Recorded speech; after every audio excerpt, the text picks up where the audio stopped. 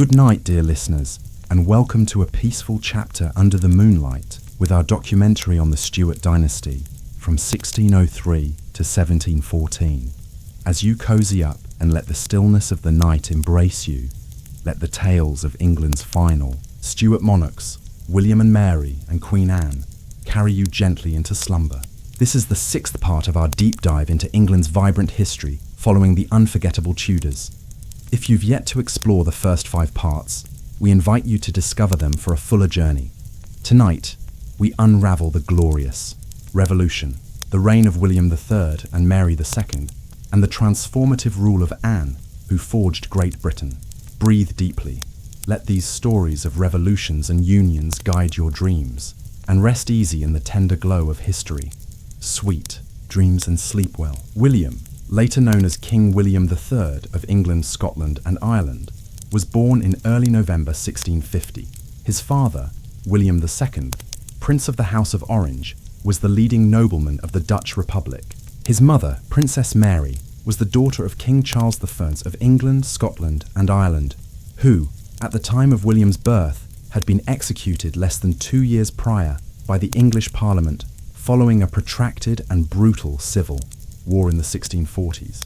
Due to the English royal family's exile in Europe during much of the 1640s, a marriage was arranged between Mary, aged 9, and William II, then 14. Years later, in 1647, Mary became pregnant, but suffered a miscarriage. William was thus their first and only child. The date of William's birth varies by calendar. In the Dutch Republic, which adopted the Gregorian calendar in the 17th century, he was born on November 14th. In England, tied to the Julian calendar and later central to William's life from the late 1680s, his birth was recorded as November 4th. This discrepancy leads to differing birth dates in historical accounts, depending on whether they adopt a British or Dutch perspective. William entered a nation with a rich and intricate history. Among Europe's most dynamic states in the early modern era, the Low Countries, encompassing modern Belgium and the Netherlands, had been governed by local rulers like the Counts of Flanders, Guelders, and Holland through much of the Middle Ages. In the late 14th and 15th centuries, these territories fell under the Dukes of Burgundy, who controlled much of eastern France. After the last duke's death in 1477, the House of Habsburg inherited these lands.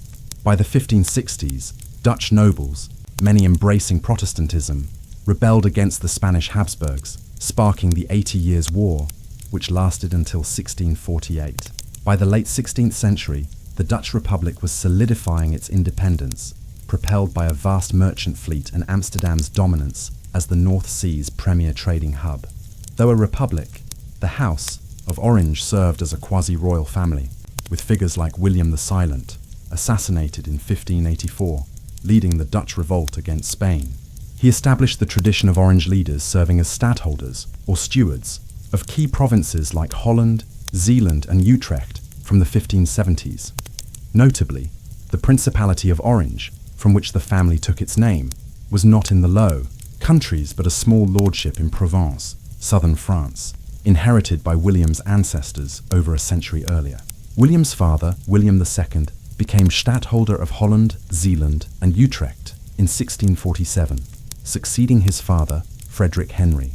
As stadtholders, William II and his father wielded significant influence during the Dutch Golden Age, when the Dutch were the world's wealthiest, with merchant ships reaching the East Indies, China and Japan, colonies in North America and Southeast Asia, and explorers like Abel Tasman discovering Australia, Tasmania and New Zealand over a century before James Cook's voyages. In the mid-1650s, shortly after William's birth, Dutch settlers established the Cape Colony in southern Africa, profoundly shaping modern South Africa. This era also saw a cultural renaissance, with artists like Rembrandt and Vermeer flourishing under wealthy patrons in Amsterdam and other cities. Yet, the House of Orange's prominence was shaken just 8 days before William's birth, when his father, stadtholder William II, succumbed to smallpox. As young William was just an infant, he could not become stadtholder, and so what is known as the first stadtholderless period was ushered in. William's efforts to claim what he deemed to be his birthright would shape much of his early life. Because of William's position as the head of the House of Orange from the very moment of his birth, control of his person was a very significant political issue. Many parties were anxious to claim the guardianship of the young prince, which would confer growing political power on the guardian as William became older. This broadly focused on William's mother, Mary, Mary's mother-in-law, Amalia of Solms-Braunfels, a scion of a prominent German aristocratic family that had ended up in exile in the Dutch Republic in the early stages of the 30 Years' War, and other prominent aristocrats and political figures who attached themselves to various factions surrounding the House of Orange.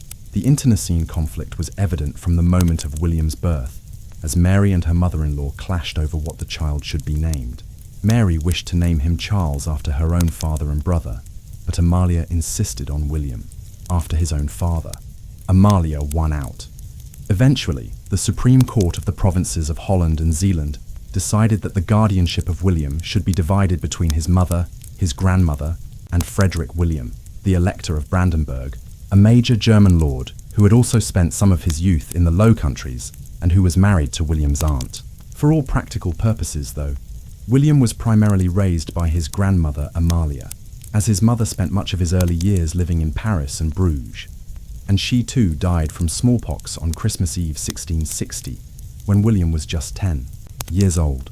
Owing to his mother's absence, William was primarily raised during his early years by several governesses, appointed by his grandmother with his mother's consent. These included Walburg Howard, an Englishwoman, and Lady Anna Mackenzie, the latter being a Scottish noblewoman. This ensured that William was surrounded by people of British ancestry during his youth, a fortunate upbringing for someone who would one day end up ruling England and Scotland. The young prince was raised in the Reformed faith and grew up to be a committed Calvinist under the tutelage of religious scholars such as Cornelis Trigland and Constantine Huygens, the latter of whom was one of the leading scholars of the Dutch Golden Age, and who had served as a private secretary to both William's father and grandfather. When he was just 9, William began receiving parts of his education at the University of Leiden, the foremost university in the Dutch Republic during the early modern era and one of the most renowned educational institutions in Europe at the time. He remained here for 7 years, down to 1666. William was in a difficult political situation throughout his childhood and early adult years. There were elements within the Dutch Republic who had always been opposed to what they perceived as the excessive and quasi-regal power of the princes of Orange. These republicans, or statists, were led by Johan de Witt, a major Dutch political figure who in 1653 was appointed as Grand Pensionary of the Dutch Republic, making him the most senior political figure in the state. De Witt, in alliance with others such as his brother Cornelis de Witt, was determined that when William grew up, he would not rise to the office of Stadtholder of Holland, Zeeland, and Utrecht, like his forebears of the House of Orange, and would, consequently, not assume the preeminent position within the Dutch Republic that his father, grandfather, and other ancestors, back to the time of William the Silent, had enjoyed. De Witt was opposed in this by an Orangist faction that looked forward to the day when William would be old enough to ascend to what many considered to be his birthright. Yet William's cause was dealt a major blow in his youth by the Treaty of Westminster, which brought the First Anglo-Dutch War to an end in 1654. Under the terms of this, the Lord Protector of England, Oliver Cromwell, insisted that William would not be allowed to become Stadtholder of Holland, as he did not wish to see a grandson of King Charles III ascend to a position of preeminence in the Dutch Republic. This situation shifted again in 1660, when William was still shy of his 10th birthday. Cromwell's death in 1658 had led to a period of crisis in England, and the short-lived republic there came to an end in 1660, when William's uncle, Charles Stuart, returned to Britain and restored the monarchy as King Charles II. From his new position as King of England, Scotland, and Ireland, Charles was able to demand that the government of the Dutch Republic show due respect to William's position as the head of the House of Orange. And for several years in the early 1660s, efforts by the De Witts and the Statist Party to undermine the Orangists cooled.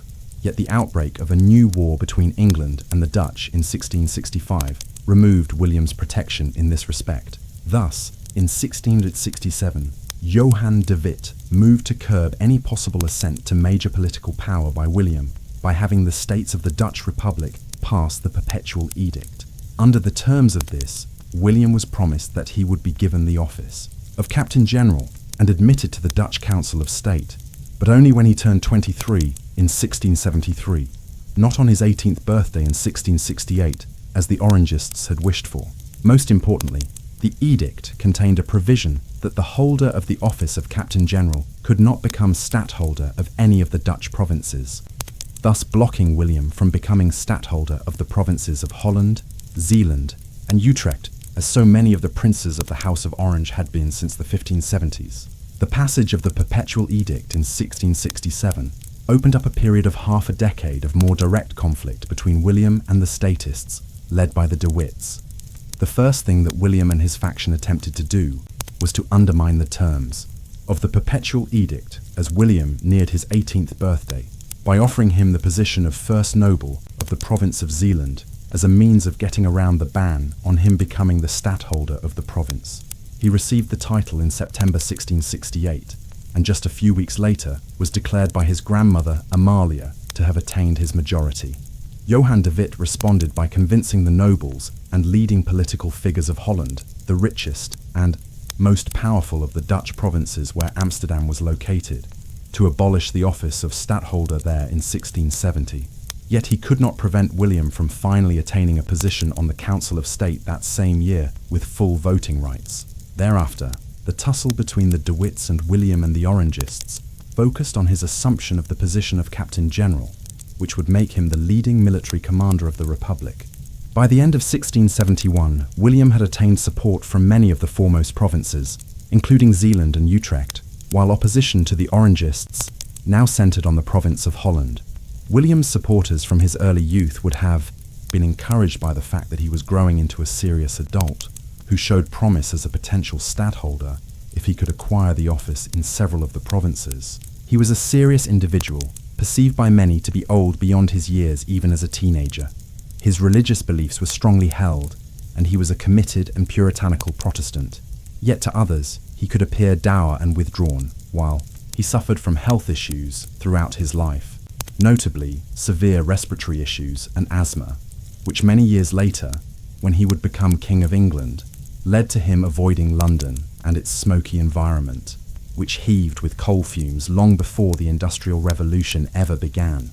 An exception to his somewhat aloof nature was the attention he showed towards a group of young men who became his close companions. These included figures like William Bentinck, who was a chamberlain of William's entourage.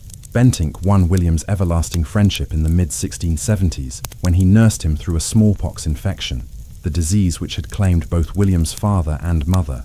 Given that, in order to nurse William back to health, he had risked his own death from a disease which claimed the lives of 15% or so of those who were exposed to it, as well as leaving many of those who survived badly scarred across their lower face. It is not difficult to see how such a bond developed between the pair.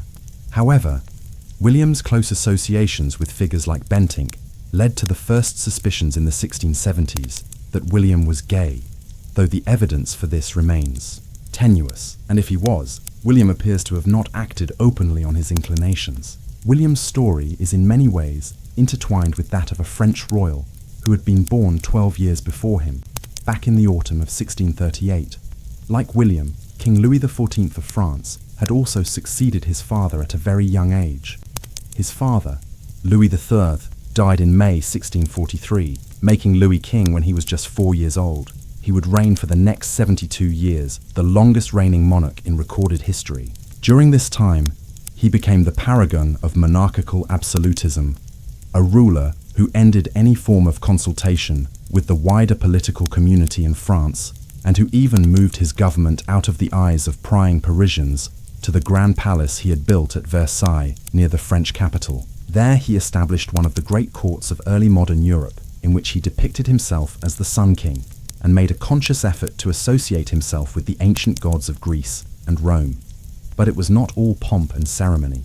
Louis aimed to make France the preeminent European power, as Spain, the superpower of the 16th century, was entering into rapid decline based on state bankruptcies and a failure to reform its political and economic system.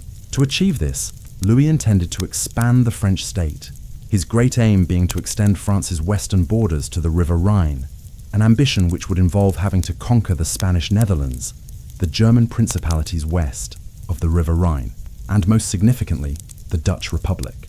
William's career in many ways would become based around his efforts to contain Louis and prevent French expansion at the expense of the Dutch. The first blow had already been struck by Louis in the mid-1660s, when William was still a teenager, though he was already beginning his efforts to re-establish the preeminence of the House of Orange within the Dutch Republic. In 1667, citing a law known as the Jus Devolutionis, Louis had gone to war with Spain, claiming that his marriage to Maria Theresa, the daughter of King Philip IV of Spain, entitled him to a portion of the Spanish Netherlands, a region approximating Belgium and Luxembourg, which the Spanish had held onto during the 80 Years' War with the Dutch. In the brief War of Devolution between the summer of 1667 and the early summer of 1668, Louis succeeded in wresting control of extensive territories in the Spanish Netherlands. In response to this aggression, the Dutch Republic formed the Triple Alliance with England and Sweden in 1668, but Louis soon bribed King Charles II of England, William's uncle, over to his camp, and in the spring of 1672, he launched an invasion of the Dutch Republic. The Franco-Dutch War began disastrously for the Dutch, with Louis's armies overrunning most of the country in May and June, an event which became known as the Rampjaar, or disaster year. Yet Louis failed to capitalize politically on this initial military victory, and the crisis provided the opportunity for William to finally re-establish the House of Orange as the leading political family of the Dutch Republic. William and his supporters moved quickly to take advantage of the crisis presented by the French invasion of the Republic. Firstly, he issued a proclamation which asserted that his uncle, King Charles II, had only allied with the French owing to the mistreatment of William by the De Witts and the Statists. He then withdrew with the forces under his personal command into the province of Holland, the region which had opposed his efforts to gain the office of stadtholder most stringently over the previous several years. There, William ordered the flooding of the Dutch waterline, a series of dams and other water defences which had been established earlier in the century to prevent any invasion of the provinces of Holland and Zeeland by turning this part of the Low Countries temporarily into an artificial island.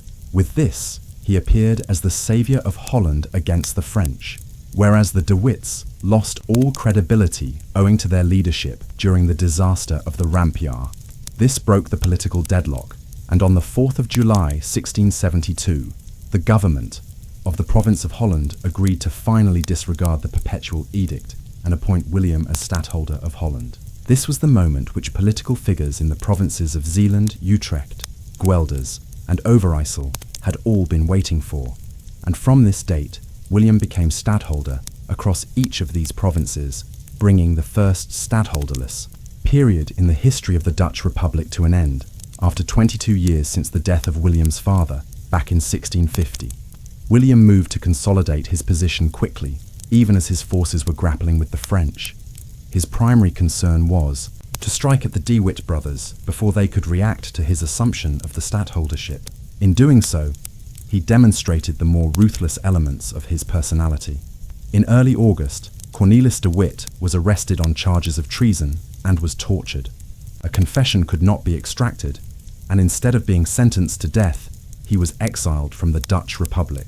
Yet before he could leave, a mob set on him and his brother Johan in The Hague on the 20th of August 1672. In a brutal act of political murder, the De Witt brothers were killed, then their bodies were strung up on a gibbet, a scene famously captured in a painting by Jan de Baan, before being mutilated and allegedly having their livers removed, roasted and consumed by the mob. It remains a point of debate whether this alleged act of cannibalism ever occurred, but the sheer brutality of the incident points to the fury felt towards the De Witts, who had led the government into the Rampjaar. However, such was the calculated and organised manner in which the murders were carried out, that few doubted that William had sanctioned the assassination of his political rivals. In the days that followed, he purged the state councils of the provinces and filled them with his supporters, bolstering Orangist control of the Republic after 2 decades of dominance by the Statists, led by the De Witts.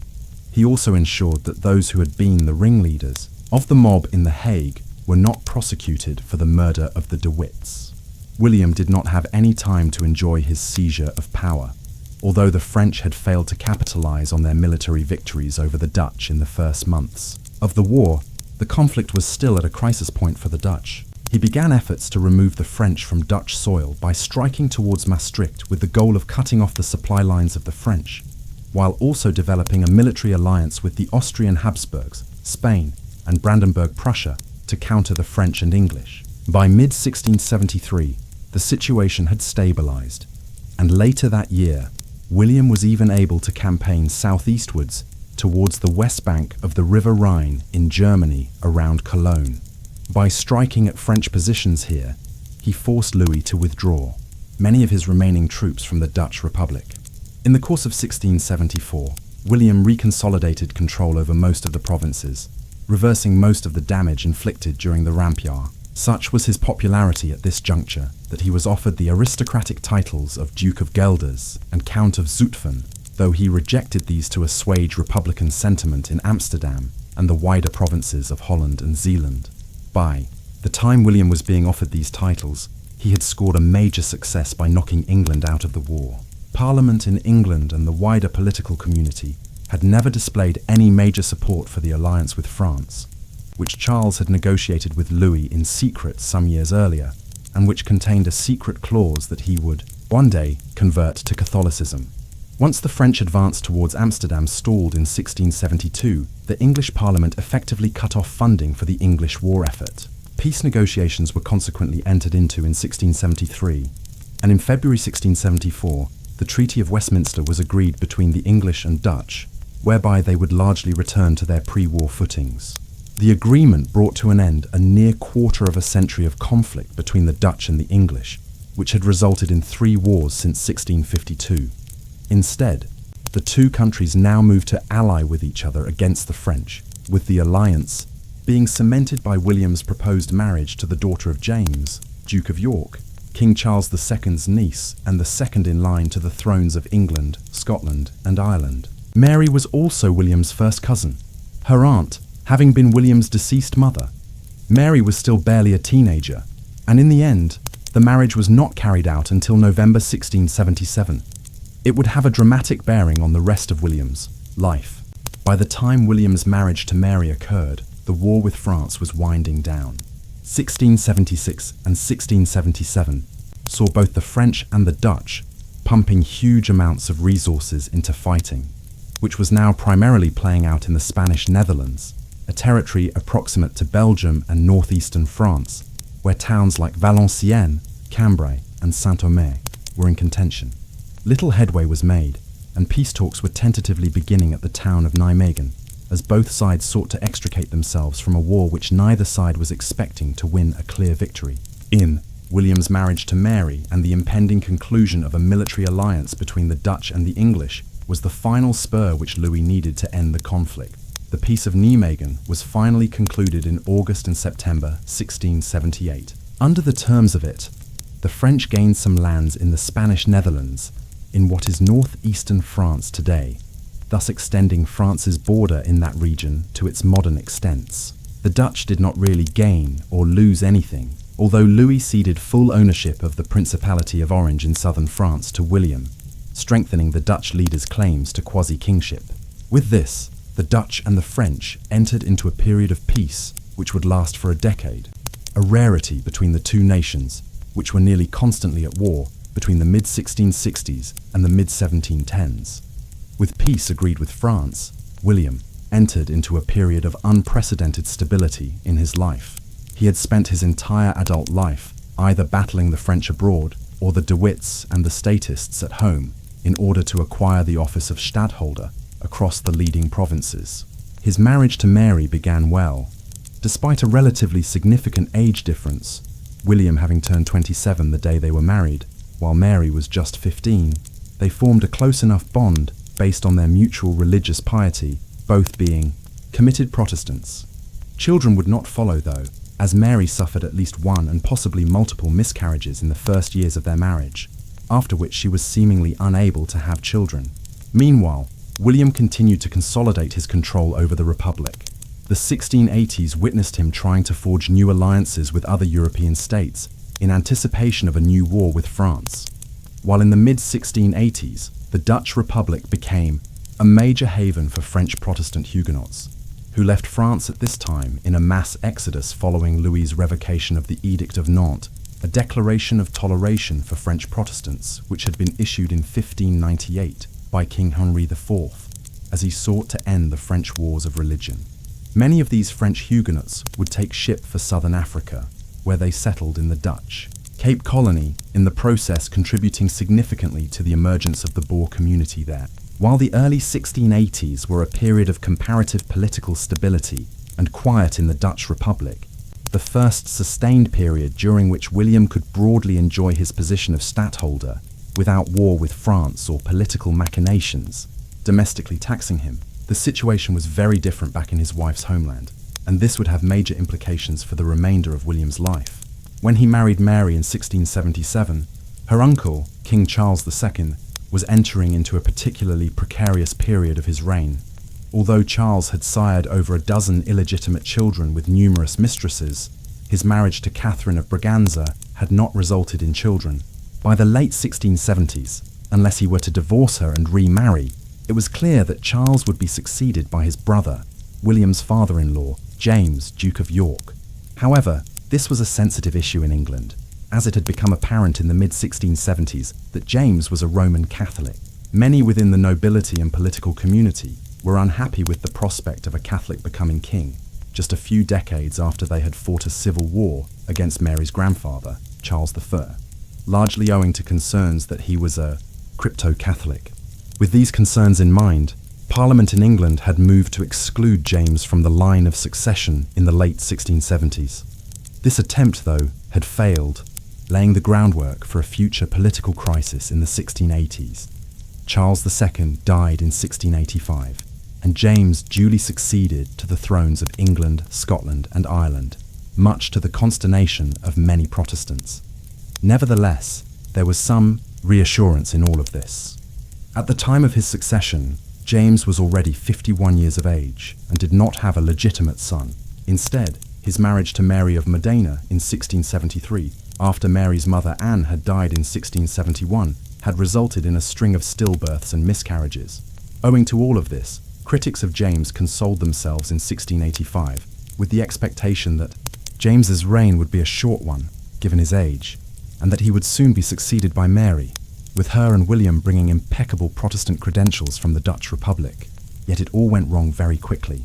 First, James began implementing policies in England and Ireland to aggressively promote Roman Catholicism as the state religion. Then, against all expectations, in June 1688, Mary of Modena gave birth to a healthy baby boy. Now the likelihood was that this child, named James like his father, would be raised as a Catholic, and a new line of Roman Catholic monarchs would begin placing England back under the yoke of Rome, which it had laboured to remove itself from. During the 16th century, faced with such an unacceptable scenario, many in England looked towards Mary and William as their salvation. On the 30th of June 1688, William received one of the most famous documents in British political history. The invitation to William had been authored by 7 British political figures, including Henry Sidney, who authored the letter, the Earls of Shrewsbury, Devonshire and Danby, and the Bishop of London, Henry Compton. In it, they outlined their grievances against King James and the fear of Britain once again becoming a bulwark of Catholicism, as well as outlining what can only be called an early modern conspiracy theory that the child that Mary of Modena had recently given birth to was not the king's son. Finally, they implored William to come to their aid and use his wife's position as James's daughter to claim the English throne, stating, "We have great reason to believe we shall be every day in a worse condition than we are, and less able to defend ourselves, and therefore we do earnestly wish we might be so happy as to find a remedy before it be too late for us to contribute to our own deliverance." In closing, they assured him that the vast majority of the people would rise up against James in support of William's cause if he made haste across the Channel. What followed over the next year is a political event known as the Glorious Revolution. William quickly gathered an army, which in truth he had begun to assemble already in the spring of 1688, in anticipation of a potential invasion of England, and in early November, he invaded southern England. There was no real conflict to speak of thereafter. As the 7 individuals who had sent the invitation to William had predicted, James's supporters melted away as soon as they perceived that there was a viable alternative. As the English army and navy refused to fight for him, James began preparing to flee to the continent to seek aid from King Louis XIV of France, William's perennial enemy, to reclaim his thrones. With this done, William proceeded to London, where he was joined by his wife.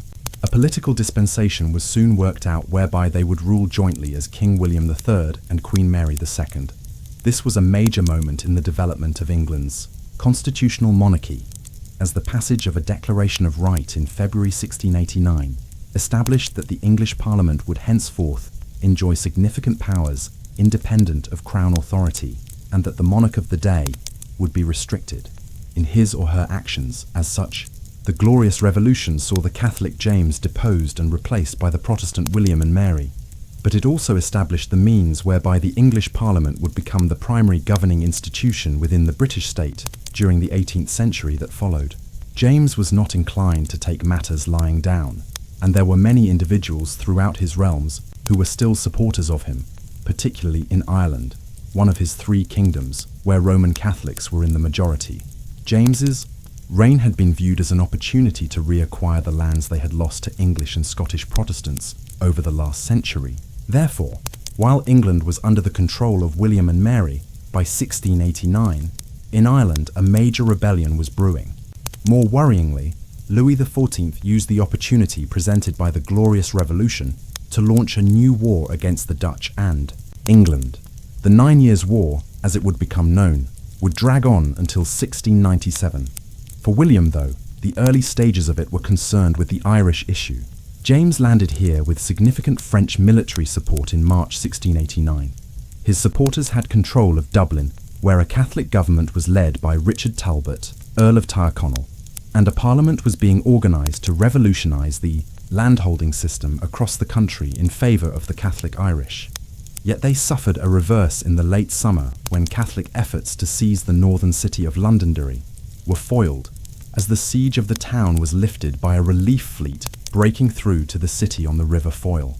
This ensured that the northern province of Ulster remained in the hands of English and Scottish Protestants who were supporters of William and Mary, allowing William to use it as his base in Ireland to wage war against James, there in a subsidiary conflict of the 9 Years' War, known as the Williamite War.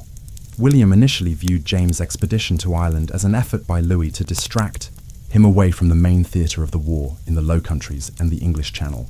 So at first, he did not head to Ireland himself, but dispatched one of his leading military commanders, the Duke of Schomberg, to East Ulster with a large contingent of English and Dutch troops in August 1689. The campaign stalled, though, during a particularly bad autumn and winter, during a decade of brutal weather, which induced famines across Europe at the tail end of the Little Ice Age, a period of markedly cold global temperatures in the early modern era. Owing to this, Schomberg was not able to make much progress. Although James was increasingly dealing with a number of factions with different agendas in Dublin and could only obtain enough military support from France to keep the war simmering in Ireland, not to actually seize full control of the island. In this stalemate, William eventually decided to take charge of affairs himself. He sailed from Cheshire in the early summer of 1690 with considerable reinforcements and landed at Carrickfergus near Belfast on the 14th of June. Combining with Schomberg's forces and their allies among the British settlers in Ulster, they then marched south to meet James directly in the field and end the Williamite War. James had set up his defences by the summer of 1690 along the course of the river Boyne, a large river to the north of the capital, Dublin. There, he and William's armies would clash on the 1st of July 1690. The Battle of the Boyne is one of the most famous events in Irish history, though its political significance was not entirely matched by the battle itself. William's forces of approximately 35,000 men outnumbered James' French and Irish force of 24,000 considerably. His Dutch troops were also much better trained than the Irish irregulars. The engagement focused on the Williamite efforts to cross the river while fending off charges by the Jacobite cavalry. Once William's armies gained the upper hand, the French and Irish made a relatively controlled withdrawal towards Dublin. Only around 2,000 men were lost cumulatively on both sides, and while William's forces had suffered fewer casualties, Schomberg was one of them, robbing William of one of his leading generals. Nevertheless, despite the inconclusive nature of the engagement, the Battle of the Boyne has become a major event in the development of Northern Irish political identity, one in which the alleged arrival of news of William's victory at the year Boyne to Ulster is celebrated every year on the 12th of July by Northern Unionists. Thus, despite the fact that William had only a fleeting association with Ireland in 1690, his legacy there has been lengthy, with Northern Unionists later forming themselves into groups such as the Orange Order as a symbol of their ties to England and the British monarchy. Having met with only a very limited setback at the Boyne, James nevertheless fled from Ireland in its aftermath, returning to France and leaving a number of French and Irish commanders in charge of the ongoing war effort. They began retreating westwards from Dublin towards the cities of Limerick and Galway, with the intention of using the vast River Shannon as a defensive line. William and his forces headed southwards and took the city of Dublin without any resistance. On his way, he issued the Declaration of Finglas, named after a small suburb of the capital, in which he offered a full pardon to any of James's soldiers and supporters who surrendered within 2 weeks.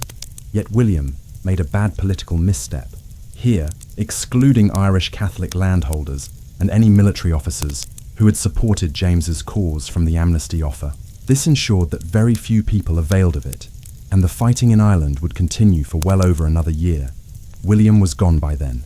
Soon after issuing the declaration, he left Godard de Ginkle, another of his Dutch military commanders, in charge and left Ireland.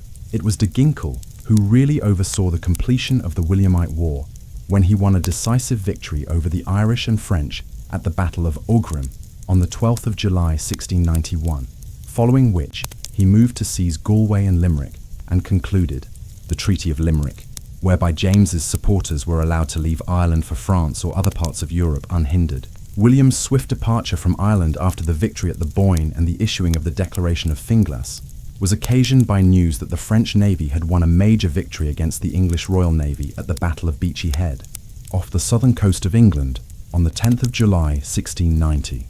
This concerned him far more than events in Ireland, and shows that William always considered the war to be fought primarily against the French, not the father-in-law that he had deposed.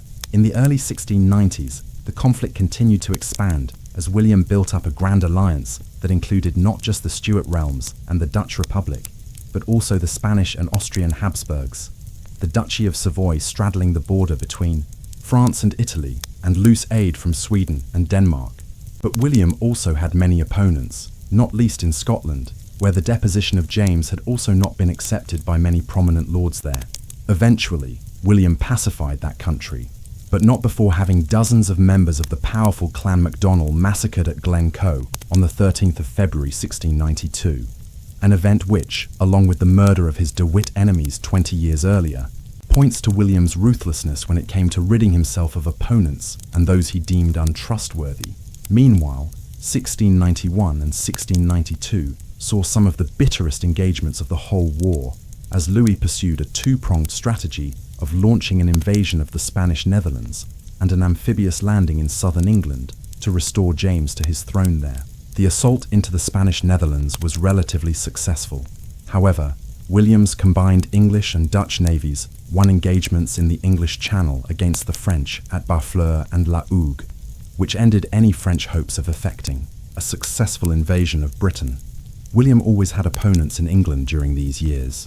There were many political figures who viewed him as a Dutch interloper, and some who were even in contact with James and his followers in exile in France about a possible resumption of his rule, if he would make promises not to try to impose Catholicism in the manner in which he had in the 1680s. He had his wife Mary to thank for ending many of these conspiracies in the early 1690s, as she had several conspirators arrested and exiled from court, while William was often away managing the war effort.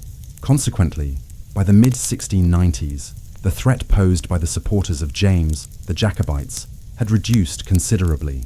It was just as well, for Mary was not long for this world. In late November or early December 1694, she contracted smallpox, the same disease which had claimed both of William's parents decades earlier, and which he himself had had a close shave. Within the mid-1670s, Mary was less fortunate, and on the 28th of December 1694, she died from a disease which was the cancer of its time. William was devastated by her passing at just 32 years of age, and was seemingly emotionally incapable of attending her state funeral when it was held in early March. He would never remarry. Mary's death left William in a difficult position. He had never been popular amongst a broad array of his British subjects, and the fact that he and Mary had not produced an heir ensured that many viewed him as a Dutch interloper who had to be simply tolerated for as long as his reign lasted. Against this backdrop, he had to continue to lead the war effort against France. A major victory was scored in September 1695 with the recapture of the city of Namur in the Spanish Netherlands from the French. This allowed for consolidated control of the banks of the River Meuse and, combined with the death of Marshal Luxembourg, Louis XIV's foremost general, earlier that year, led to a dawning realization in France that the war could not be won in a manner which would achieve Louis's war aims. Secret peace negotiations were entered into as a result between the French and the Dutch early in 1696. Meanwhile, efforts to assassinate William, led by the Jacobite plotters George Berkeley and Sir John Fenwick in the same year, actually galvanized support for William in England when the conspiracy was discovered and foiled, leading to a temporary surge in popularity for the generally disliked monarch. The peace negotiations became more public in the course of 1697 as concessions were made by the different parties and the possibility of an agreement loomed. One of the major sticking points was whether or not the French government would acknowledge William as the rightful King of England, Scotland, and Ireland, and so renounce its political support for James to reclaim his thrones. The Treaty of Ryswick saw Louis finally abandon his British ally and acknowledge William's position. Agreed in the late autumn of 1697, the treaty saw the major parties largely return to their pre-war borders, with some small transfers of land. In the Low Countries, along what is now the Franco-German border, and between the Kingdom of Savoy and France along its southeastern borders, the French gained some colonies from the Spanish in the Caribbean, a testament to Spain's ever-declining power. Overall, the treaty points to wasted bloodshed over 9 years, but William had gained international recognition of his position as king. James II would remain in exile with his supporters in France, down to his death in 1701. The Jacobite cause persisted for another half a century, as his son and grandson tried to reclaim power for the exiled Stuarts in 1715 and 1745 by launching rebellions in Scotland, both of which failed. While William had finally won unanimous recognition of his position as King of England, Scotland, and Ireland from Europe's major powers, this was achieved in the full knowledge that the succession to those same thrones was still very fickle. William's decision to not remarry after Mary's death further fueled speculation about his sexuality. The upshot of this was that he would continue to have no heir.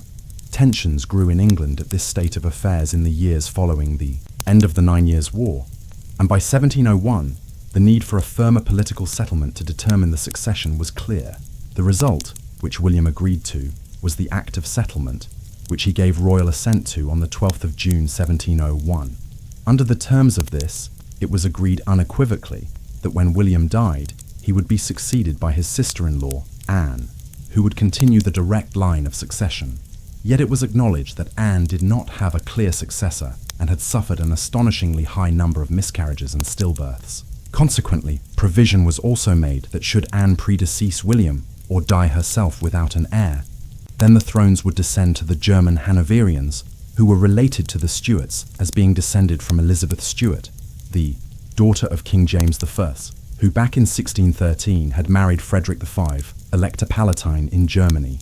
The Hanoverians were Protestants, and a clause of the Act of Settlement stated that no Roman Catholic could henceforth ascend to the thrones of England, Scotland, and Ireland, permanently ending the possibility of another situation developing, like that which occurred in 1685 when James II became king. Even as the political situation was evolving in England, matters were entering into a new crisis as well on the continent. In November 1700, King Charles II of Spain died childless. Charles had reigned as king from 1665, when he had succeeded at just 3 years of age. His premature death at 38 years of age was not entirely unexpected. as he had suffered from extremely bad health throughout his life, which included hydrocephalus and other conditions that are understood to have been partially due to generations of inbreeding within the House of Habsburg.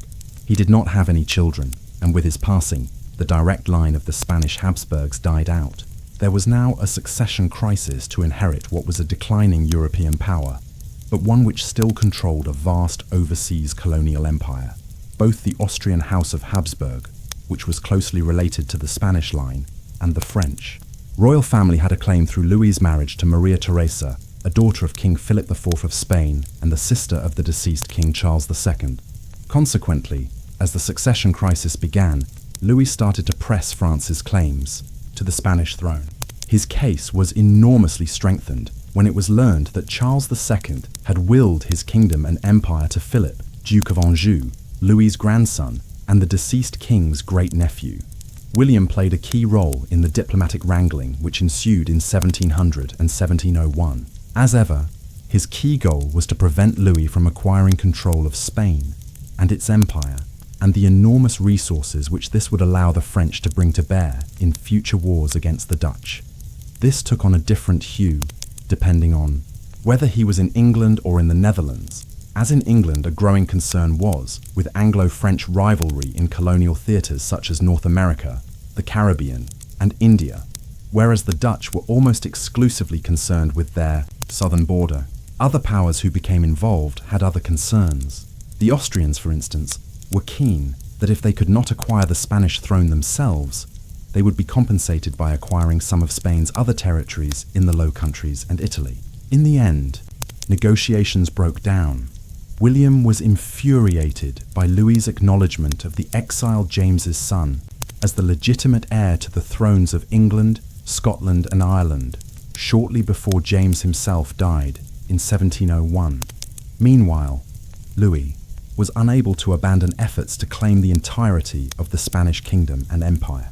Consequently, in July 1701, less than 4 years after the 9 Years' War had come to an end, a new pan-European conflict erupted. The War of the Spanish Succession would last for over 13 years. William would only live to see the first 7 months of the conflict, but when it concluded well over a decade later, it would not end in unequivocal success for Louis. Although Philip, Duke of Anjou, Louis's grandson, was eventually recognized by the other European powers as King Philip V of Spain, establishing the Bourbon line of Spanish monarchs. Under the terms of the Treaty of Utrecht, the peace terms also involved a guarantee that the Spanish and French thrones could not be united under one ruler. William's home country gained little through the treaty and was largely betrayed by its British ally, which acquired large territories and concessions in return for acknowledging Philip V as ruler of Spain. It is to this time, for instance, that Britain's control of the Rock of Gibraltar dates. From beyond the grave, though, William would no doubt have been pleased to see that the Spanish Netherlands came under Austrian rule, a dispensation which ensured a stronger ally now lay on the southern border of the Dutch Republic. William might well have lived to see the peace treaties concluded between 1713 and 1715, and might have argued for a much better result for the Dutch Republic had it not been for a terminal accident just months after the War of the Spanish Succession broke out. On the 20th of February 1702, he was riding a new horse called Sorrel in the park of Hampton Court when the horse slipped and stumbled on a molehill, throwing William to the ground. On impact, he broke his collarbone. The bone was set there and then, but while riding back to Kensington in a coach, a jolt knocked the bone out of position again. The strain of the fall, break, and having to have the bone set twice was great, and in the days that followed, his health declined considerably. In early March, he developed a severe fever, and on the 8th, he died from what is assumed to have been pneumonia caused by complications arising from his accident 2 weeks earlier. His body afterwards lay in state for several weeks, and the state funeral was not held until the 12th of April, 1702. It was a much more muted affair than was typical of funerals for English monarchs, a product both of his own desire for a modest ceremony and also the public perception of William as an interloper who had become king only because of the tortured political circumstances of the late 1680s. He was laid to rest in Westminster Abbey, Alongside Mary, William's death ushered in a period of considerable change in both Britain and the Low Countries. In England, his sister-in-law Anne succeeded to the throne in line with the provisions of the Act of Settlement of 1701. By then, Anne was entering her late 30s, but she had gone through one of the most difficult natal histories ever recorded, suffering a dozen miscarriages and stillbirths, while of the 5 children she bore alive, all died in infancy, except for a boy named William, who too was claimed in 1700 when he was just 11 years old. The complicated succession history of the House of Stuart continued through her reign as a result, and when she died in 1714, the German line of the Stuarts claimed the throne of England, Scotland and Ireland as the House of Hanover. In the Dutch Republic, William's death without a direct heir ushered in the second stadtholderless period. He appointed John William Friso, a cousin and member of the cadet branch of the House of Orange, as his heir designate. But while William became the leader of the Orangists within the Dutch Republic, he did not command enough support to be acknowledged as William's heir as stadtholder. Consequently, the office of stadtholder went into abeyance again. It would not be revived until 1747, when John William's son, William IV, led the Orangist Revolution, which saw the stadtholderate revived after 45 years. This, though, could not arrest the general decline of the Dutch Republic in the 18th century after the golden age of the 17th. By the time of the French Revolutionary Wars in the 1790s, the Dutch Republic had become a second-rate European power that was conquered by the French. William III has often been criticized on numerous fronts. From a military perspective, many commentators in his own day viewed him as a middling commander, and historians have tended to take the same view, attributing many of the Williamites' successes in the 9 Years' War to more capable commanders, like Godard de Ginkle, who won the truly decisive victory over the Jacobites in Ireland at the Battle of Aughrim in July 1691, after William had long left Ireland himself. Equally, he was only an average politician, and he never managed to win widespread support in England, where he was always viewed as a Dutch interloper who was conveniently utilised to get rid of the Catholic James. On a moral level, he was ruthless, and his orchestration of the murder of the De Witt brothers was one of just several unscrupulous acts of bloodshed which he organised. However, where William succeeded brilliantly during his lifetime was in containing the ambitions of Louis XIV for France to dominate Western Europe. In the 1670s, he managed to ensure the Dutch Republic was not destroyed by France, while his victory over the French in the 9 Years' War ensured that James did not reclaim his thrones as a French puppet. The closing act of his life saw William play a role in building up a pan-European alliance, which many years later would ensure that the Spanish Empire was not directly subsumed into the Kingdom of France. Viewed purely from the perspective of containing Louis's ambitions, William's career was immensely successful and paved the way for Britain's emergence in the 18th century as a power that could challenge and then eclipse France as the European powers began to dominate much of the globe. What do you think of William III? Was he an effective figure in preventing Louis XIV from establishing French hegemony across Western Europe? Mary, later known as Queen Mary II of England, Scotland and Ireland, was born on April 30th, 1662, at St. James's Palace in London. Her father, James, Duke of York, was the younger brother of King Charles II, who had recently restored the Stuart monarchy across England, Scotland and Ireland in 1660, just before Mary's birth. As Charles II had no legitimate children in the 1660s, James was his heir, making Mary second in line to the throne at her birth. At the time, Charles had newly wed Catherine of Braganza, and it was expected he would soon have children with his Portuguese queen, securing a direct succession. This did not happen, and the consequences profoundly shaped Mary's life.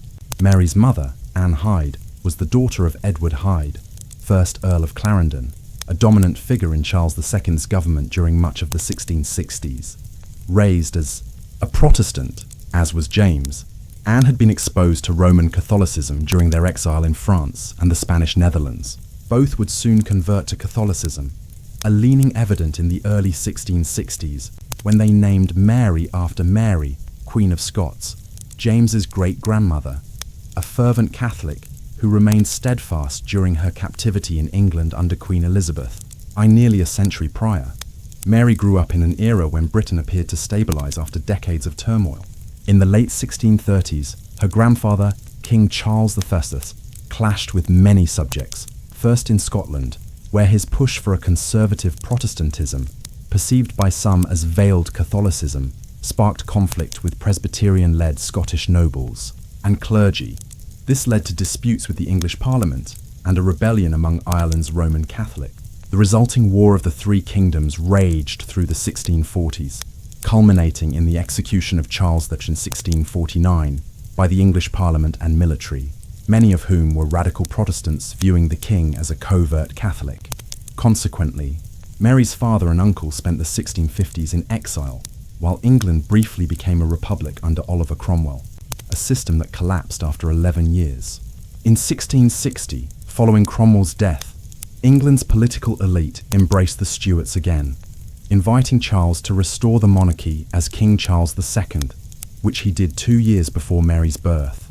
The restoration period of the 1660s and 1670s, during Mary's childhood, was marked by liberal attitudes, relaxed sexual norms, and revelry at court and in London, a stark contrast to the austere Puritan 1650s.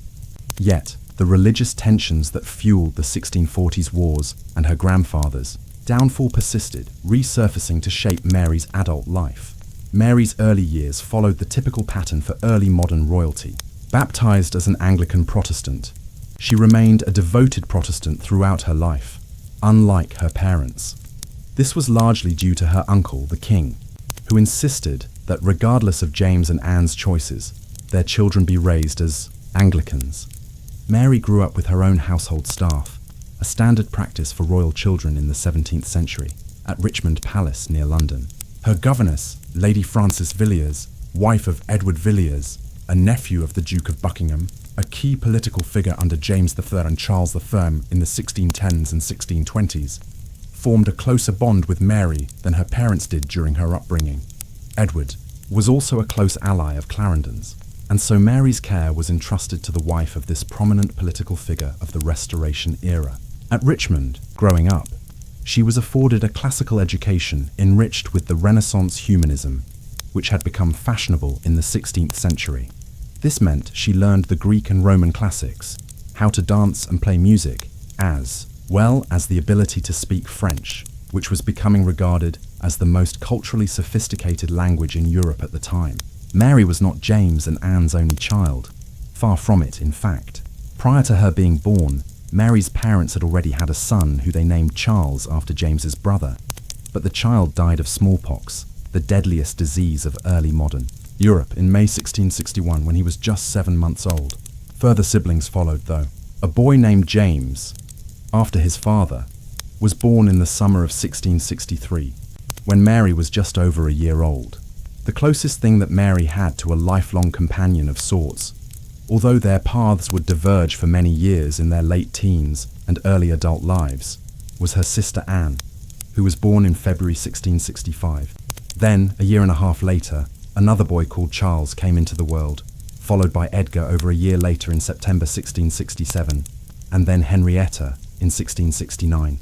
The last of the brood, a girl called Catherine, was born in February 1671. Moreover, Mary had many half-siblings, James, Duke of York, being a serial philanderer, as was his brother, King Charles. For instance, James had 4 children with his long-term mistress, Arabella Churchill, all born between 1667 and 1674. Several of these were raised in and around the court and given noble titles in time. The fact that they were Mary's half-siblings was fairly widely known. As large as the family grew to be in the years after Mary's birth, it was also struck repeatedly by tragedy. While James's illegitimate children with Arabella Churchill generally lived fairly lengthy lives and all reached adulthood, the same was decidedly not the case when it came to his children with Anne. In the summer of 1667, when he was just shy of his 4th birthday, Mary's brother James died during the last major bout of bubonic plague to strike England in the early modern period. The tragedy was compounded by the fact that only weeks earlier, their little brother Charles, an infant of just 10 months, had died after a series of convulsions at St. James's Palace. 2 years later, Henrietta died in infancy as well, At 10 months of age in November 1669, the final and worst bout of tragedy followed in 1671. At the end of March that year, Mary's mother Anne died from what is widely understood to have been advanced breast cancer, which she had been suffering from for several years. Her condition had possibly resulted in her younger children being born with health conditions, and just 10 weeks after her own passing, her only remaining son, Mary's brother Edgar, died at 3 years of age. This tragic saga came to an end in December 1671, when Catherine, the youngest of the siblings, who Anne had only given birth to 7 weeks before her own death, passed away. Like 2 of her other siblings, she was almost exactly 10 months old. At the time of her death, even by the standards of the 17th century, when infant mortality was very high, this was a particularly cruel familial experience. It left just Mary and Anne alive out of the 8 children James and Anne had.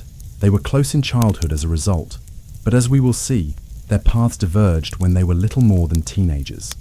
One of the more interesting interludes during Mary's youth in the years after the family's many tragedies had climaxed in 1671 was her relationship with Frances Apsley.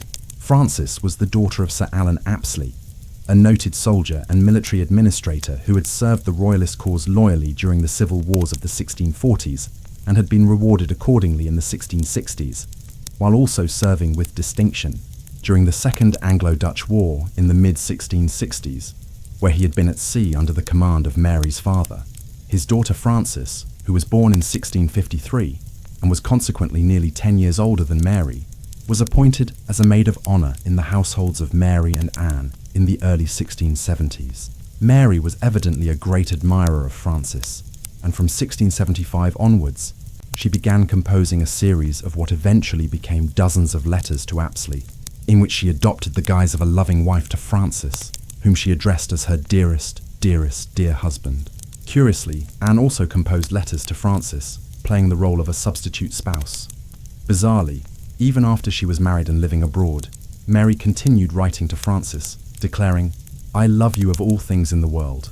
The correspondence has understandably led to some historians speculating whether or not Mary was bisexual or a lesbian, but it is also possible that Mary and Anne, in writing these letters, were dealing in literary tropes, and the letters are also suffused with references to characters from plays performed on the London stage in the 17th century.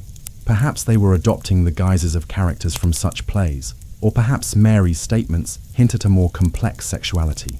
We will most likely never know for sure, and historians remain divided on this.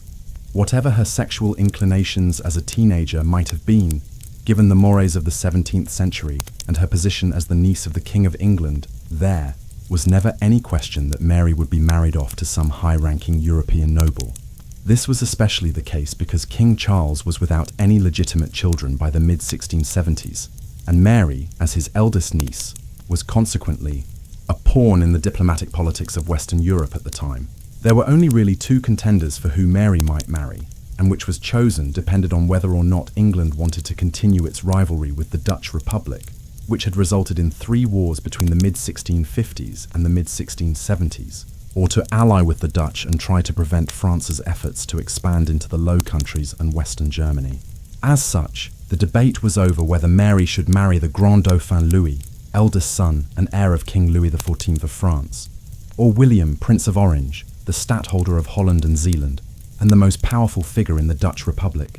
Louis was close in age to Mary, being less than a year older, while William was already into his mid-20s. But it was determined that the alliance with the Dutch was preferable, and in 1677, Mary was informed that she would marry William. On the 4th of November 1677, Mary was married to William at St. James's Palace in England by the Bishop of London, Henry Compton, a cleric who would feature in many key moments in her life. The 15-year-old girl cried through the ceremony which married her to William, who happened to celebrate his 27th birthday the same day as the wedding. That evening, King Charles, who had arranged the marriage, oversaw the bedding ceremony, whereby family members and attendants led the newlyweds to their chamber to consummate the marriage. Royal unions, such as they were in early modern times, were often unpleasant affairs. The marriage would also face further hurdles. As we have seen, There were some signs that Mary was possibly bisexual or lesbian, yet this would have been known to almost nobody, if true at all. But it was commonly whispered in England and the Dutch Republic that William was gay, and for years he had kept a number of close male companions around him in a manner which had led people to assume that they were more than just friends. Nevertheless, despite all of these inauspicious factors at the beginning, Mary and William's marriage would become a relatively strong one in time, the pair bonding in particular over their ardent Protestantism. After a 2-week period in which poor weather delayed their departure for the Low Countries, William and Mary headed for the Dutch Republic in early December 1677, arriving at the political capital, The Hague, on the 14th, where they made a formal entryway for the Dutch people to greet the closest thing to a queen, which the Republic would have for many years to come. Mary had come to live in one of Europe's great countries. While the Dutch Republic was small, like the Netherlands today, it punched above its weight economically and politically. It was in Amsterdam and in London that capitalism had emerged. In the first half of the 17th century, with stock markets and corporations being formed, while the Dutch had also begun acquiring colonies overseas in North America, the Caribbean, Southern Africa, Ceylon or Sri Lanka, and in the East, Indies, the Republic had benefited immensely from this newfound wealth and entered a golden age in terms of Dutch culture and art. But its riches had also brought envy, and at the time Mary arrived in the Low Countries, King Louis XIV of France was engaged in a series of wars to try to conquer the Republic. This would form the backdrop of much of the subsequent events in Mary's life. Things in Mary and William's marriage were mixed in the first years. On the one hand, William was regularly absent owing to the fighting in the final stages of the Franco-Dutch War, but the union had quickly resulted in her becoming pregnant, and the Dutch people rapidly took to the new wife of the Prince of Orange. But misfortune of a kind which was not foreign to Mary's family soon struck. In mid-1678, she visited the town of Breda, where William was basing himself to oversee the defences of the south of the Republic from French incursions when she became ill and suffered a miscarriage. Her natal history over the next 2 or 3 years is a matter of some debate. She experienced at least 2 more bouts of serious illness in 1679 and 1680, and it is generally assumed that at least one of these was a further miscarriage. The complications from these pregnancies seem to have permanently affected her ability to have children, and despite her expressed desire throughout the 1680s to do so, she and William would never have children. While Mary was suffering through her natal woes in the Low Countries, her father James was experiencing his own specific kind of crisis. Although Mary had been raised largely as a Protestant, as had her sister Anne, with some considerable urging from their uncle the king to satiate public sentiment around religion, their father James was a confirmed Roman Catholic. He had been so for many years, but he had never publicly broadcast this on account of how potentially controversial the possible accession of a Roman Catholic king at some future time could be.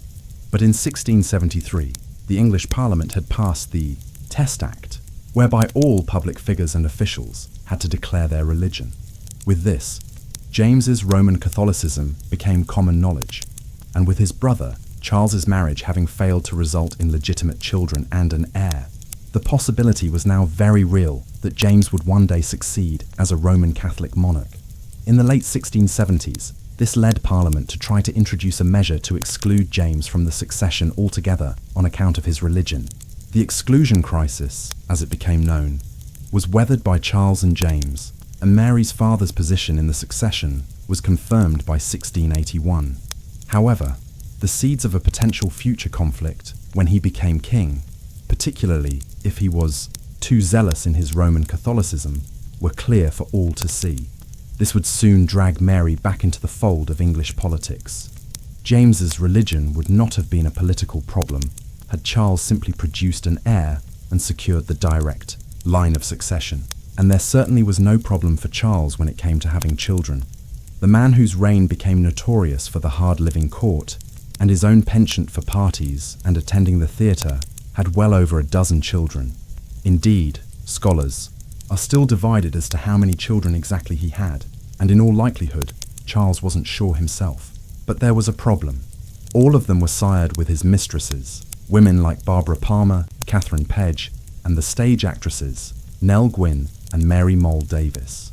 His marriage, though, to Queen Catherine remained childless after she suffered 3 miscarriages early on in their union.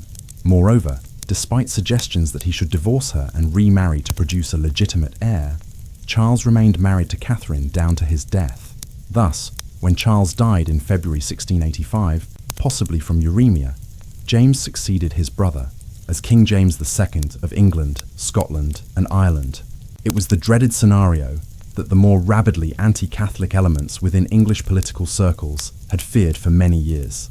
Furthermore, to compound matters, James made it clear within months of his accession that he intended to favour his fellow Catholics when it came to government and to begin attacking the privileges of Protestants across Britain and Ireland. The stage was set for a showdown, an indication of the fact that Mary might be a possible tool for the Protestant lords and gentry of England to help remove her Roman Catholic father was provided before James had ascended to the throne. For several years, James Scott, 1st Duke of Monmouth, one of King Charles II's illegitimate children, had been living in the Low Countries. A Protestant and Charles's eldest illegitimate child, he had become increasingly popular in England from the late 1670s as James's public persona plummeted. Many viewed him as a potential king, despite his illegitimacy, having been born to Lucy Walter, a Welsh noblewoman who was Charles's mistress on the continent in the late 1640s. In the final years of Charles's reign, Monmouth became an increasingly prominent figure at The Hague, where Mary and William lionized him as Charles's son. This was a dangerous development, as calls were growing amongst some elements in England for Monmouth to try to claim the throne when Charles died, which is exactly what he did. In the summer of 1685, Monmouth landed in southwest England and launched a rebellion with the intention of overthrowing James and claiming the throne himself. It was a badly organized affair and engendered little popular support, the result being that within a few weeks it was suppressed, and Monmouth was detained and executed for treason on the 15th of July, 1685. Mary and William distanced themselves from Monmouth's actions, but the very fact that they had allowed him such a prominent place at The Hague in the years leading up to his rebellion points towards an ambiguous stance towards James's kingship. Many figures in England must have noticed this too. Consequently, when events took a major turn in Britain in 1688, they began to consider reaching out to Mary and William as alternative rulers to Mary's father. The first development was James's aggressive move to favour Roman Catholicism in England and Ireland. The second was the birth of a male heir, James Francis Edward, through James's marriage to Mary of Modena, a child who now displaced Mary in the line of succession and who would almost certainly be raised as a Catholic, unlike his half-sister. With this, 7 prominent English political figures: Henry Sidney, Edward Russell, the Earl of Shrewsbury, Charles Talbot, the Earl of Devonshire, William Cavendish, the Earl of Danby, Thomas Osborne, Richard Viscount Lumley, and the Bishop of London, Henry Compton, known to posterity as the Immortal Seven, sent a famous invitation to William. In this letter, which William and Mary received on the 30th of June 1688, they asked William to intervene in Britain with military force to depose James and seize the crown for himself and Mary. It briefly laid out the well-known grievances against James, principally his religion, but also declaring that the new heir, just born to Mary of Modena, was illegitimate and was not the child of James and Mary, a conspiracy theory of sorts, which was immediately doing the rounds in Britain following the birth. Therefore, the 7 signatories stated, William needed to intervene to impose his wife's rightful claim to the throne. It has been a long-standing matter of debate as to what Mary's emotional response to the invitation was. After all, the set of events which were now being put in motion would end with the armies of her husband invading Britain and deposing her own father. Clearly, he would be offered the opportunity to go into exile or live out his days in some other, peaceable manner if he proved compliant. But there was always the possibility that he would resist in such a fashion that James would, like his own father back in 1649, end up dead at the end of the political turmoil. She was clearly conflicted and upset at the idea of overthrowing her father, but it came down to a battle in her conscience between her paternal loyalty and her ardent Protestantism and sense of duty to the state. Ultimately, the latter won out. Though James's statements to Mary, such as that found in a letter of 1688, that "You will be still as good a daughter to a father that has always loved you so tenderly," must have made her decision more difficult. Yet, in assessing her decision to betray her father, it must also be considered that as a member of the royal family, she had been raised in her own household, largely away from her parents, and she had married at 15 years of age and left England for the Dutch Republic. Ultimately, her loyalties by 1688 lay primarily with her husband, and William was eager to accept the invitation which was extended to him and Mary, and to claim the thrones of England, Scotland, and Ireland. What followed is known in British political history as the Glorious Revolution. With Mary's agreement to depose her father and take the thrones of England, Scotland, and Ireland based on her claims to them, William gathered a significant army and fleet and prepared to invade Britain. This was speedily accomplished, as the Dutch Republic was heavily militarized at the time in preparation for war with France. Hence, he was able to land in the English West Country with a force of 20,000 men in early November 1688.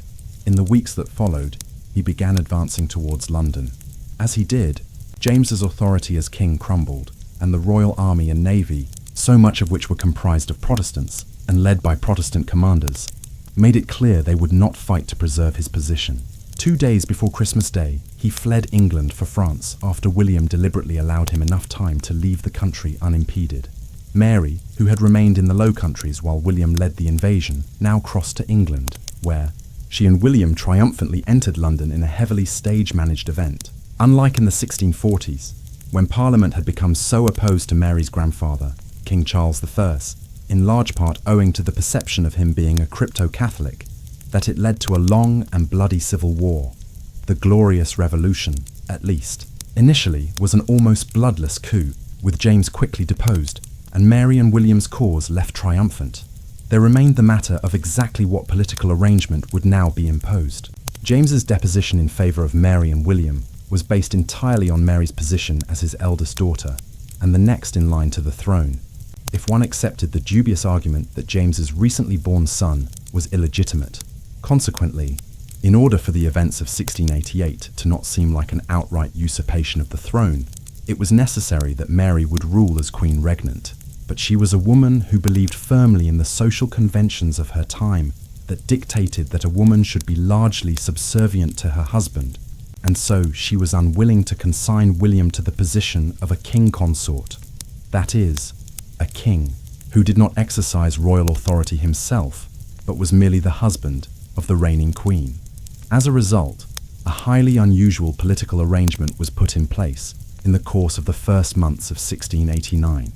Mary and William would rule as joint monarchs. This would legitimize the Glorious Revolution in that Mary would be queen, but it would allow William to play the senior role as king. There was a precedent for this when Mary's namesake, Queen Mary Lucy of the House of Tudor, had married Prince Philip of Spain, the future King Philip II, in 1554. She had also been a tradition-bound monarch who perceived that she should not occupy a status above her husband, and so Mary and Philip had ruled as dual monarchs for 4 years in the mid-1550s, until Mary's premature death.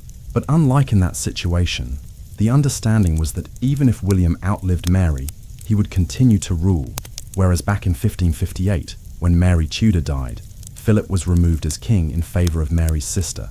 The Protestant Queen Elizabeth I Mary and William's coronation was quickly organised in a much faster fashion than was typical as Parliament, and the new monarchs sought to hold the event as soon as possible as a demonstration to the people of the changes which had occurred, and to present to the public the new Dutch king and the queen, a young woman who had left England a decade earlier as a teenager and was now returning to rule over Britain and Ireland. The coronation took place on the 11th of April 1689. It was unique in English political history for being the dual coronation of a king and queen regnant. All other coronations before and since have featured either a king regnant or queen regnant, usually with a queen consort or king consort, but never a king regnant and queen regnant together. William used the traditional coronation chair, while a special coronation chair to accommodate the dual nature of the ceremony was constructed for Mary. This closely resembled the traditional coronation chair, but would only be used once ever, on that spring day in 1689 by Mary. It sits in Westminster Abbey still today, A separate coronation orb was also produced by Robert Viner for Mary, while a coronation crown was produced for her from the crown worn by her stepmother, Mary of Modena, at the coronation of her father 4 years earlier. The ceremony was also unusual in that it was the Bishop of London, Henry Compton, who had been one of the Immortal Seven, who signed the invitation to William in 1688 and had married the couple back in 1677, who presided over the ceremony as the sitting Archbishop of Canterbury, William Sancroft, refused to perform the coronation or accept the legitimacy of the new monarchs. Thus, Mary and William were crowned by the Bishop of London rather than the Archbishop of Canterbury, as had been customary in England for centuries. The Glorious Revolution and the accession of Mary and William were highly significant from a constitutional perspective in Britain. For centuries, there had been a conflict between the Crown and the wider political community in England to limit the power of the monarchy.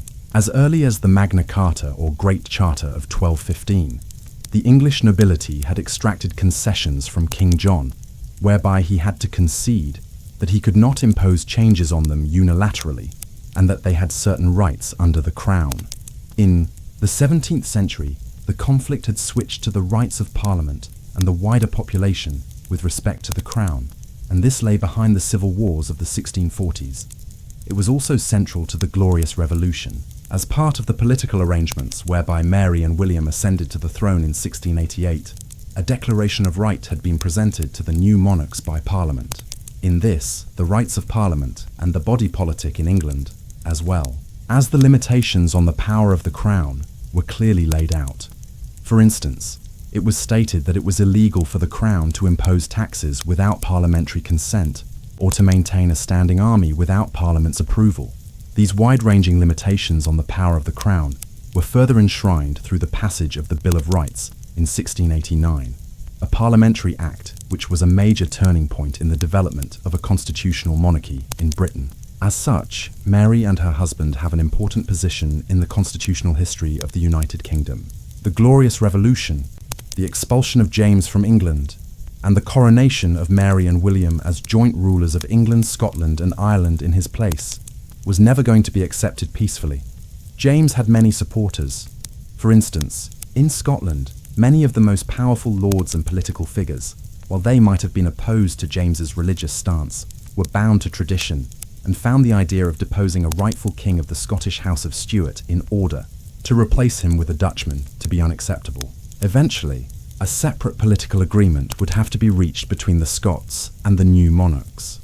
Support for James was even greater in Ireland, where the majority of the Old English and Irish lords were Roman Catholics. They had been oppressed by a Protestant minority for decades, but in the brief time James had been king, they had been given major powers and were assured that they would regain much of the lands they had lost over the past century and a half. They immediately signalled in 1688 and 1689 that they would fight to uphold James's position as king. And to compound matters, after he fled to the continent, James quickly found a powerful ally in the shape of King Louis XIV of France, who had been at war intermittently with the Dutch throughout his reign, and now viewed the events in Britain as a good opportunity to do so again. As a result, in 1688, the 9 Years' War, or War of the League of Augsburg, broke out, with France going to war with Britain, the Dutch Republic, and the Austrian Habsburgs. James's efforts to reclaim his throne were but one element of this pan-European war. While there were many fronts in the 9 Years' War, the fighting which concerned the royal struggle in Britain primarily played out in Ireland, in a conflict which raged there between 1689 and 1691, and which is typically known as the Williamite War after Mary's husband, or the War of the Two Kings. With French support and soldiers, James headed to Ireland in 1689 and intended to use it as his base of operations to eventually lead an army to Britain and reclaim his thrones. He garnered the support of huge numbers of Roman Catholic lords there, and by the summer of 1689 had control over most of the country, excluding the Protestant north, where his allies failed to seize the city of Derry in a long siege that year. Then, while Mary ruled in England in his absence, William led an army to Ireland, landing in the northeast and then heading south towards Dublin in the spring of 1690. William and James's forces clashed at the Battle of the Boyne on the 1st of July 1690. Although the engagement was not decisive, it had the appearance of a Williamite victory, and in its aftermath, with additional English, Dutch and German soldiers arriving to reinforce William in Ireland, James fled back to France. Although the war would continue in Ireland for over another year before the Williamite forces emerged victorious after the decisive Battle of Aughrim, his cause was effectively defeated when he left Ireland. Although the wider 9 Years' War with the French would drag on until 1697, James never posed a threat to Mary and William after 1691, and he would live out the rest of his life in exile in France. With William absent in Ireland and other theatres of the war within just a few months of their accession and coronation in England, Mary was the monarch on the ground in London and at Westminster, charged with running domestic affairs, while her husband handled Britain's foreign policy. She left the day-to-day management of government affairs to the Privy Council, the early modern equivalent of a government cabinet, and senior political figures, several of them being the Immortal Seven, who had invited William and her to England in 1688. But she was cognizant of both her need to be the public face of the new regime and to manage the intricate politics of the court at a time when many felt conflicted about the manner in which James had been overthrown. There were also many clashes of personality.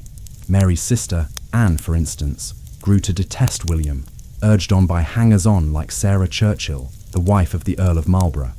Mary had no option but to act as peacemaker in this and a wide range of other relationships.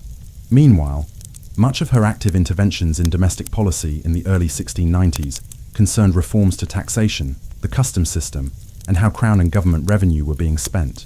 The 9 Years' War was proving extremely costly, and the state finances needed to be carefully managed to pay for all of it, while at the same time not alienating Parliament and Mary and William's new subjects so early in the reign through excessive taxation and subsidies.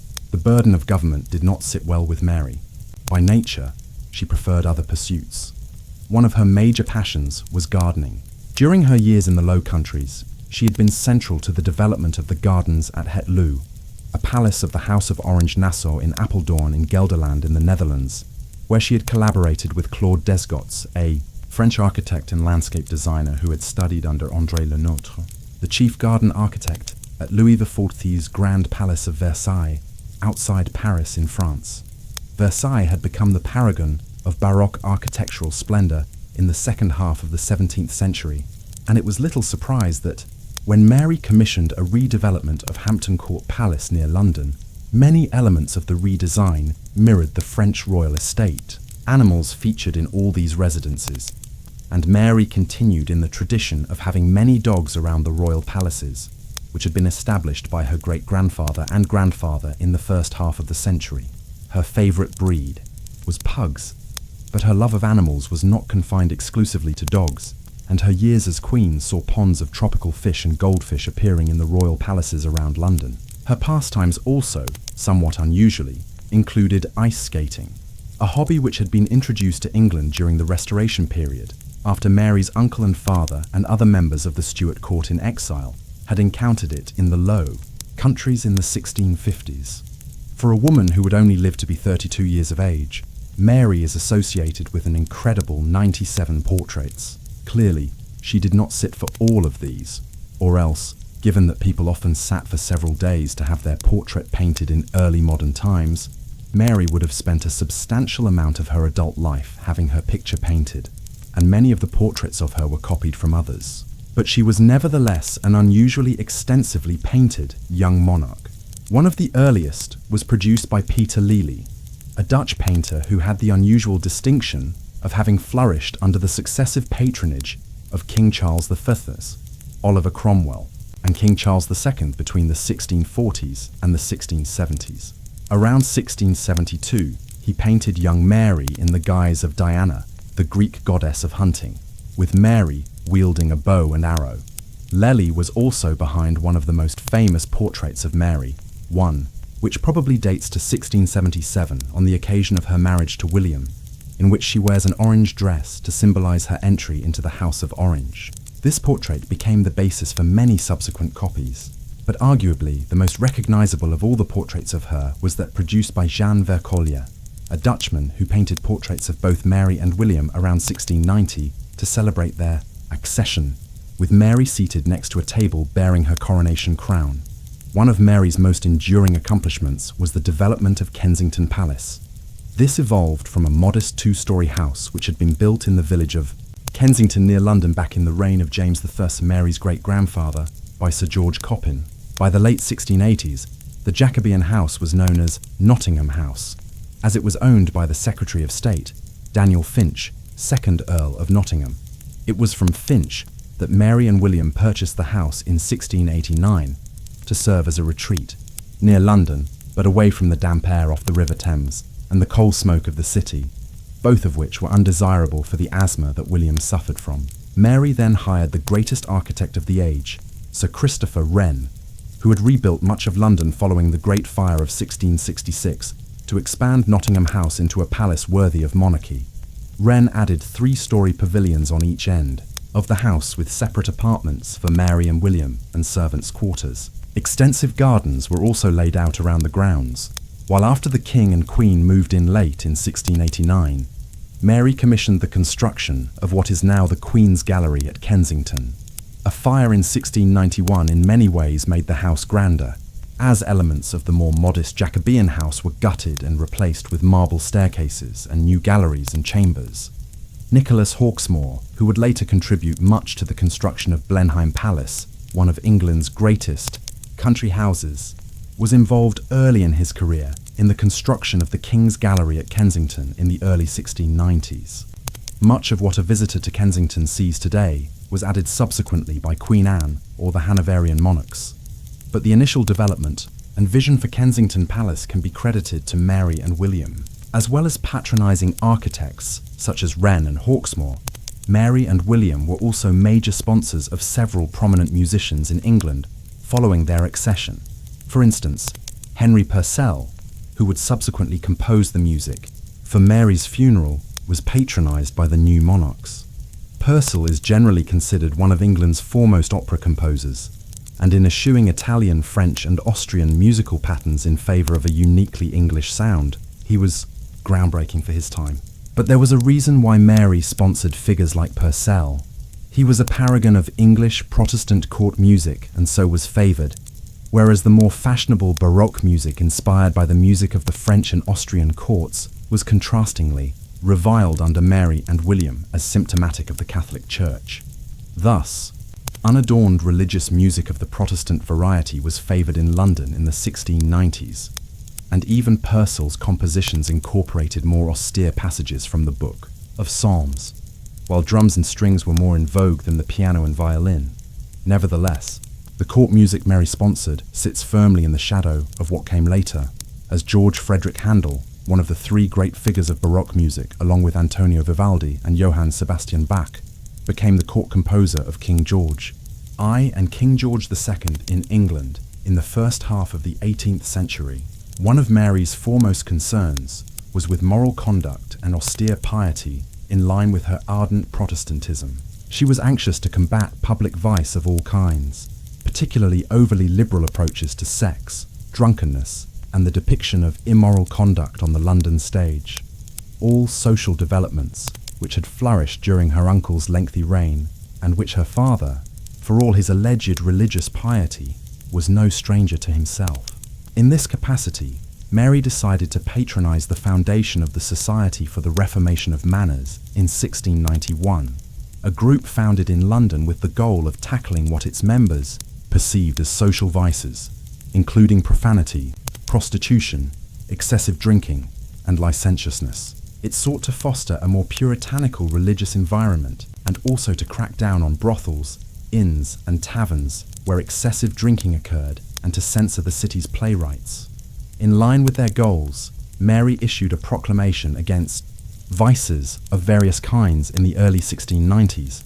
Mary was also known to patronise the publication of religious sermons given at the court, where she believed they could influence people into sombre and sober living. Some of this was effective. London became a more restrained city in the final years of the 17th century and into the 18th than it had been during the reign of Charles II. As reluctant as she might have been to rule in her own right, and as much as she viewed her position as subservient to that of her husband as king, Mary was more than capable of being firm when she needed to be. She displayed this amply when it came to her extended family and friends. Her uncle, Henry Hyde, 2nd Earl of Clarendon, the brother of Mary's deceased mother Anne, despite disagreeing with King James on many matters during his brief reign, never accepted the legitimacy of Mary and William's usurpation of the throne. He refused to take the oaths of loyalty to the new monarchs that were sworn in 1689 and 1690. The government was unwilling to prosecute the Queen's uncle in any fashion while his opposition was limited. But in the course of 1690, it became apparent that he was communicating with Richard Graham, 1st Viscount Preston, a prominent supporter of James's cause, who was in close contact with the deposed king and his supporters in France. Mary acted firmly and ordered the arrest of her uncle as the details emerged. He was eventually released, but only on the condition that he retire to his country estate and not conspire any further, his political career coming to an end in the process.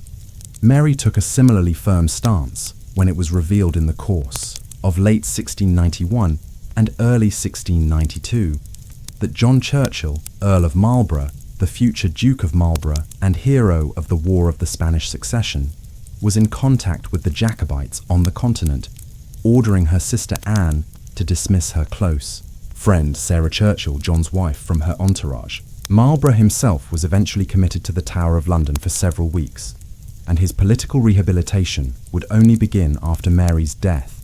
An indication of Mary's attitude towards church and state affairs can be seen from the fact that when she missed church services in the late spring of 1692 due to suffering from a fever, it was the first time she had been absent from Mass on Sunday in 12 years. As committed Protestants, she and William moved to make the Church of England more staunchly Protestant in its outlook, in contrast to the religious climate of much of the 17th century, where Anglicanism had been a conservative religious force, one which stood midway between the Roman Catholic Church and the Protestant churches of the Dutch Republic, the Swiss cantons, and many German states. Central to this was the passage of the Act of Toleration in May 1689, whereby radical Protestant groups such as the Baptists, Puritans, Quakers, and Congregationalists were granted full religious toleration.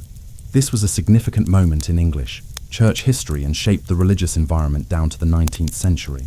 Mary also oversaw the first steps in the reform of the English liturgy and the manner in which religious services were held, appointing Compton, who had facilitated the Glorious Revolution and presided over Mary and William's coronation, to head a commission of ecclesiastical and lay figures that reformed the liturgy in the 1690s. Overall, her brief reign saw a shift towards greater Protestantism within the Church of England. One of the most enduring legacies of the brief period, that Mary and William were co-rulers of the three kingdoms, was achieved far across the Atlantic Ocean in the British colonies of North America. Although they had developed greatly since the first colonies were established here in the early 17th century, there was still only one institute of higher learning in the British colonies, Harvard University in New England. There had been plans back in the late 1610s and 1620s to establish a college in the southern colonies in Virginia, but this had been abandoned at the time. Now, in 1691, Dr. James Blair, a Scottish-born missionary and educator who had settled in Virginia in the mid-1680s, arrived in England to petition the government to establish a college in Virginia. Mary proved receptive to his proposal, which was supported by the bishops of London and Canterbury, and so, on the 8th of February 1693, a royal charter was issued for the establishment of what was to be known as the College of William and Mary. Blair became its first president, and funds were allocated to it through the government excise on tobacco produced in Virginia. It was established in what became the town of Williamsburg, and remains the second oldest university in the United States today. Unfortunately, the establishment of the College of William and Mary, the Queen's patronage of the Society for the Reformation of Manners, and her development of Kensington Palace would broadly constitute the core of her accomplishments as Queen in the aftermath of the Glorious Revolution. For Mary's reign and life were to be cut strikingly short in the mid-1690s. Mary was a healthy woman, and beyond her natal woes, there was little to suggest in the first years of her reign that she would live anything other than a long life and reign for some time to come. But at some stage in November 1694, she contracted smallpox. This was the deadliest disease of the early modern world, While the plague came and went in waves, smallpox was a perennial presence across Europe, killing hundreds of thousands every year and leaving millions more who had survived badly scarred. Given the typical pathology and incubation period, Mary must have contracted it in November, as her symptoms appeared early in December. This resulted in a rash and pus-filled sores in the early period. Smallpox killed approximately 15% of those who contracted it, and Mary was one of the unlucky ones. Her condition worsened in the second half of December, and on the 28th of the month, she died at Kensington. It was a brutal and lonely death. Her sole surviving sibling, Anne, who was pregnant, had not had smallpox and had no immunity, and Mary ordered that she was not to be allowed to visit her. Mary was just 32 years of age when she passed away. The winter that Mary died was a particularly cold one in England at the tail end of the Little Ice Age of the early modern world, a centuries-long era during which temperatures were significantly lower than in modern times. One feature of this was that the River Thames regularly froze. This occurred in the winter of 1694, and with transport around London limited as a result, the decision was taken that Mary's funeral would not be held until well into the spring. William was distraught at the death of his wife, with whom he might not have had a conventional romantic relationship, but one of considerable mutual respect. Her funeral was held on the 5th of March, 1695, after her body had lain in state at the Banqueting Hall of Westminster for several weeks. The ceremony was unprecedented in English political history, in being attended by members of both the House of Commons and Lords. But William was not there, apparently so psychologically fazed by Mary's death that he could not bring himself to attend. It was an enormously elaborate state funeral, one which cost $50,000, a fortune for a funeral in late 17th century terms. At the end, Mary's body was laid to rest in Westminster Abbey, in the south aisle of the chapel of King Henry VII. It was intended that a large monument would be raised to celebrate the site in the years that followed, but a small stone alone marks the spot today, the monument having been abandoned owing to a lack of space in the relatively small aisle. William would be interred alongside her many years later, and in 1725, life-size wax effigies of the pair who claimed the throne as part of the Glorious Revolution were placed in Westminster Abbey. Following Mary's death, William continued to rule as King of England, Scotland, and Ireland, though he was often derided in private by many of his British subjects as a Dutch upstart, one whose influence would be expunged from the country when he died. After all, he and Mary had never had any children, and even if William were to remarry and produce an heir in that way, the line of succession which had been agreed would place any such children lower down the succession order. Instead, Mary's surviving sister, Anne, was to succeed when William died, and then her children when they would presumably be born. But Anne's natal history was even bleaker than her sister's. Despite 17 pregnancies, she nearly always suffered miscarriages or had her children die in infancy. The only child to survive past infancy, a boy named William, died of unclear causes in August 1700 when he was 11 years of age.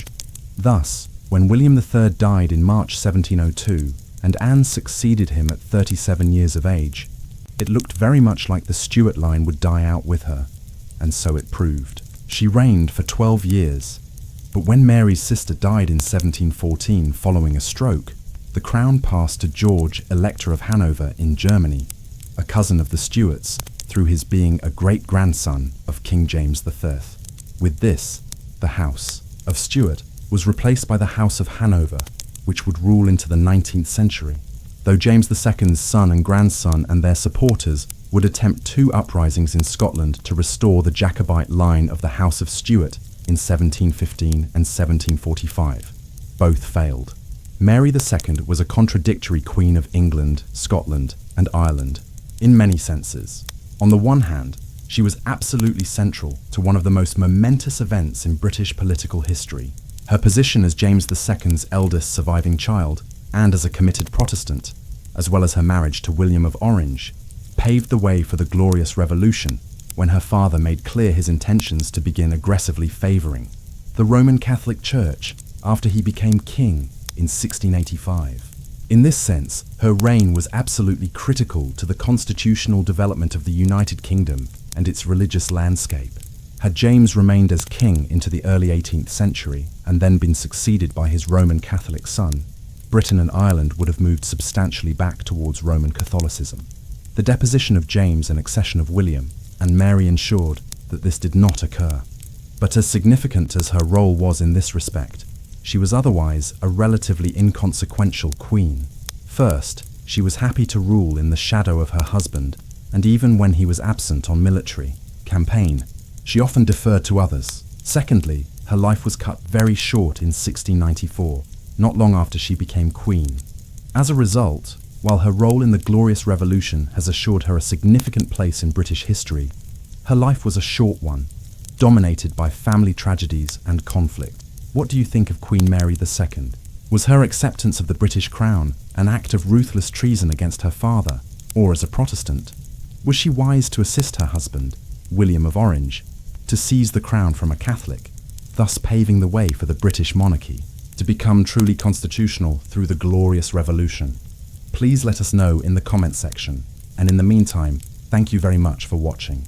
Anne, later known as Queen Anne of England, was born on February 6, 1665, at St James's Palace in Westminster, then a suburban area of London. Her father, James, Duke of York, was a younger son of King Charles III, who had clashed with nearly every political faction in his kingdoms of England, Scotland and Ireland during the early 1640s, leading to his execution by the English Parliament in early 1749. As a result, James and his family lived in exile across Europe through much of the 1640s and all of the 1650s, during the short-lived English Republic called the Commonwealth. This collapsed in 1660, prompting the restoration of the Stuart monarchy, with James's elder brother crowned as King Charles II. By Anne's birth, Charles had several illegitimate children, but had only wed in 1662 and lacked a legitimate heir, making James the heir to the throne. Anne's mother, Anne Hyde, was the daughter of Edward Hyde, a steadfast royalist during the mid-17th century turmoil. After the monarchy's restoration, Edward Hyde rose to prominence in Charles II's government, soon becoming the Earl of Clarendon. His daughter Anne had begun a romance with James during their exile. They wed soon after returning to England in a hurried marriage, as Anne was visibly pregnant with their first child, a son named Charles, who tragically died of smallpox at 6 months, marking the start of a painful family history of loss that haunted this branch of the royals for decades. Though Charles did not survive, Anne had an older sister, Mary, born in 1662, and a brother, James, born in 1663, when she arrived in 1665. Anne was born with a condition causing excessive tearing in her eyes, now known as defluxion. Seeking the finest medical care, her parents sent her to France, the hub of European culture and medicine, when she was very young. There, she stayed near Paris with her grandmother, Queen Henrietta Maria, widow of Charles III, and later with her aunt, Henrietta Anne, James's sister. After her aunt's sudden death in summer 1670, likely from a ruptured ulcer, Anne returned to England. The health issues that prompted her French sojourn troubled her throughout her life. In England, she and Mary were raised at Richmond, south of London. Despite their parents' Roman Catholicism, their uncle the king insisted they be raised as Protestants. Their education at Richmond was largely overseen by Henry Compton, the Bishop of London.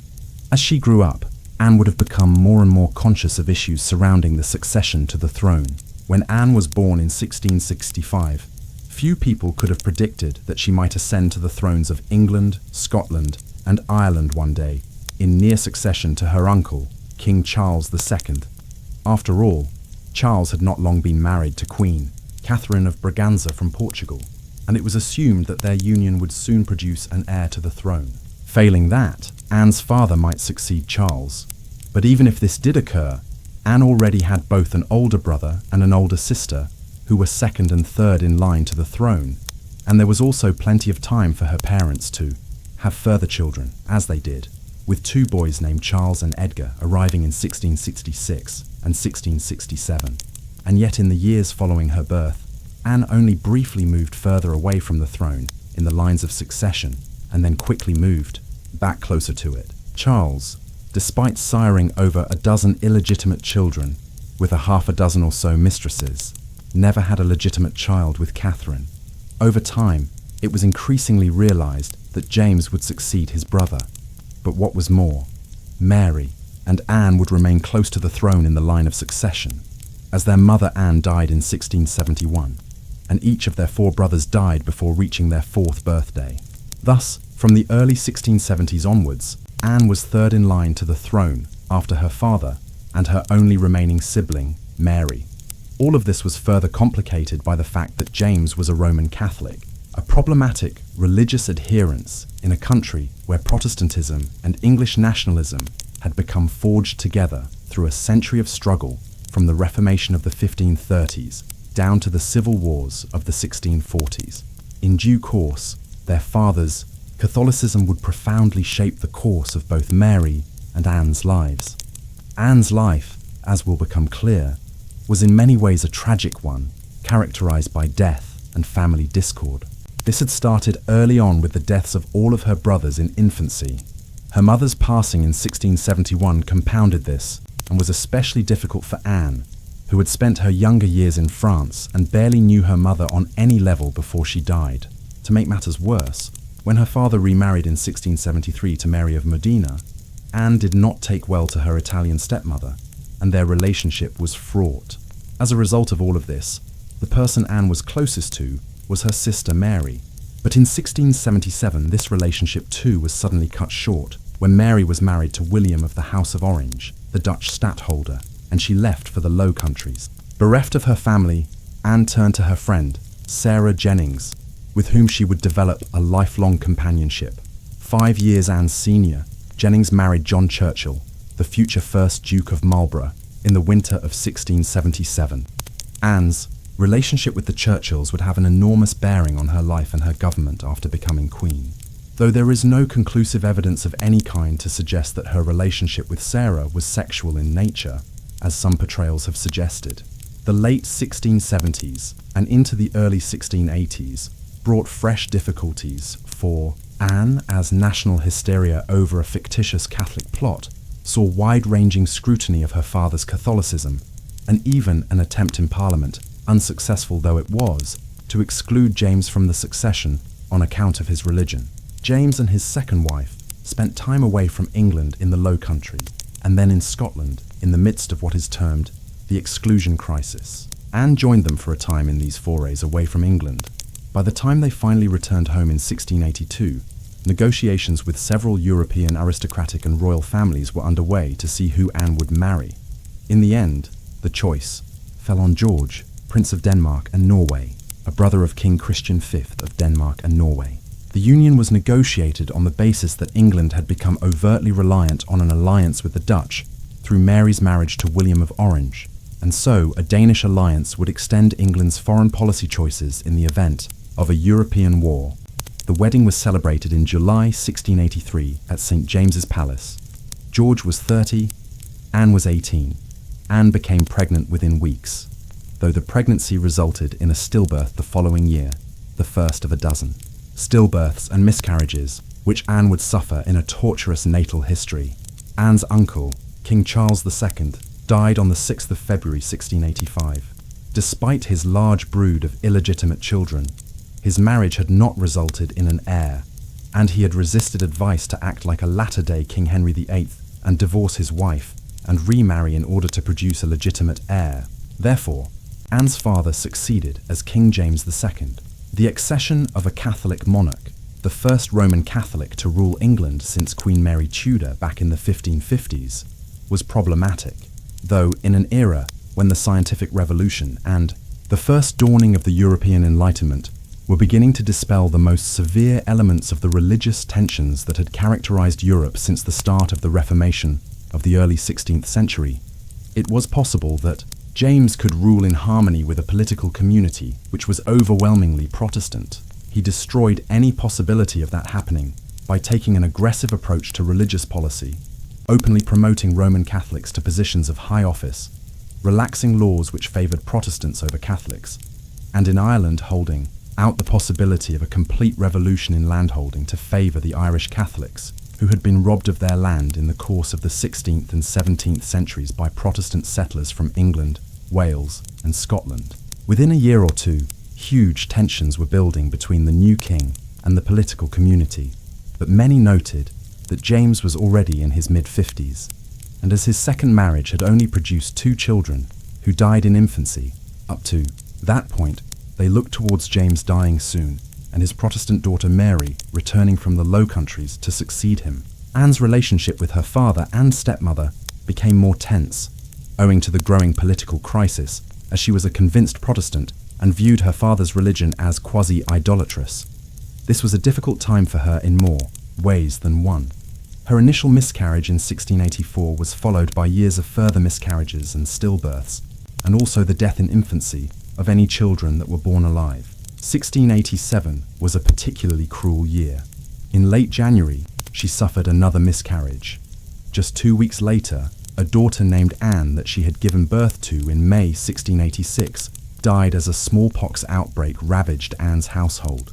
6 days later, her only other surviving child, a daughter named Mary after her aunt, and born in June 1685, was also claimed by the smallpox outbreak. Finally, after quickly becoming pregnant again, Anne suffered another stillbirth in October, effectively losing her 4th child in the space of 9 months. A further miscarriage followed in April 1688. Unsurprisingly, reports at the time indicate that Anne and her husband were emotionally devastated by what had happened in 1687. What made these events particularly cruel was that little Anne and Mary were not miscarriages or stillbirths, but were otherwise seemingly healthy infants before being claimed by smallpox in February 1687. As the years went by and more miscarriages and stillbirths followed, Anne must have reflected on what might have been had it not been for the disease entering her household early that year. By the time Anne suffered her miscarriage in April 1688, her stepmother, Mary of Modena, was heavily pregnant. In June, she gave birth to a healthy baby boy. This precipitated the immediate development of a political crisis in England. Where many had been banking on James dying before long without a Catholic heir, the birth of a son who would be raised now as a Roman Catholic opened the possibility of decades of state efforts to re-Catholicize England.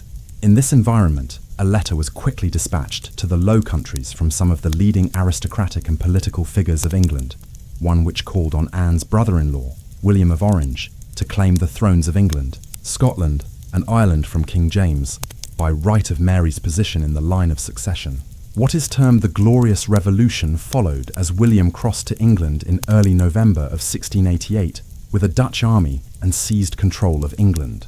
Almost no resistance of any kind was offered, and James fled to France where he sought aid from King Louis XIV, a monarch who had been at war intermittently with the Dutch for many years, and who did not wish to see the most powerful Dutch political figure of the day now in control of Britain.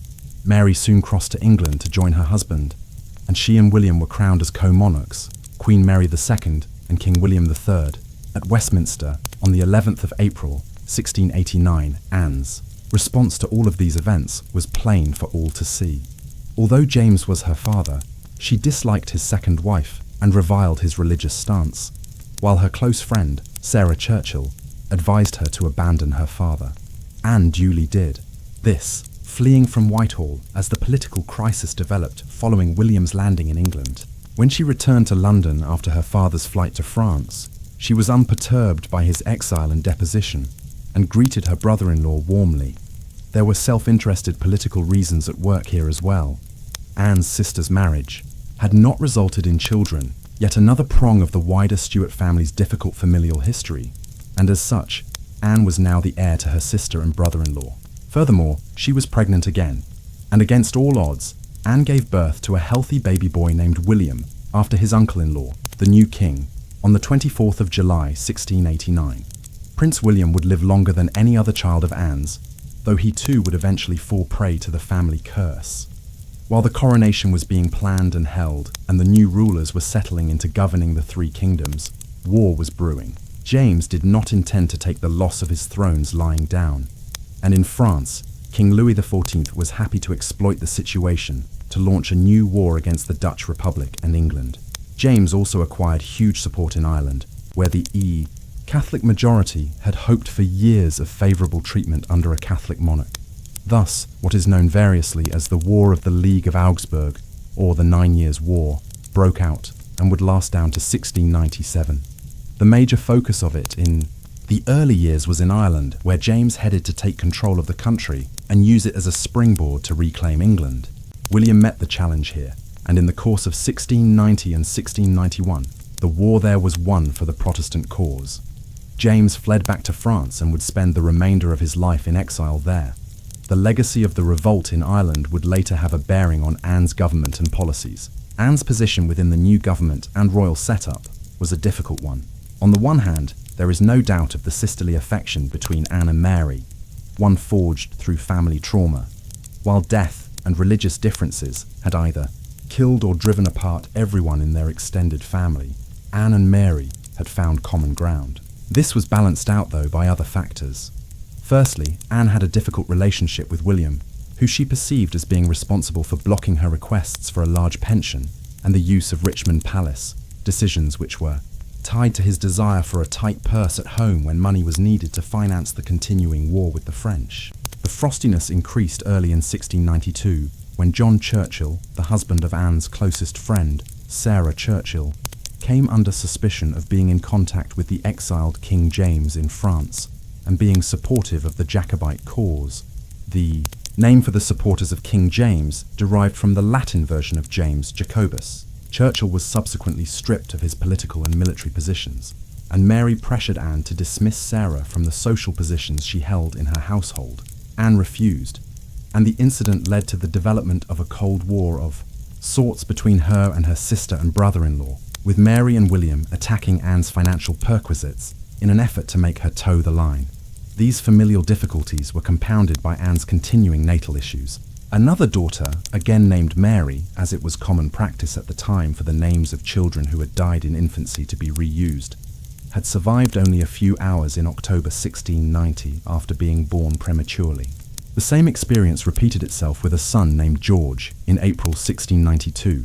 There were 8 further stillbirths and miscarriages down to 1700, with 4 miscarriages alone in the course of 1696 and 1697.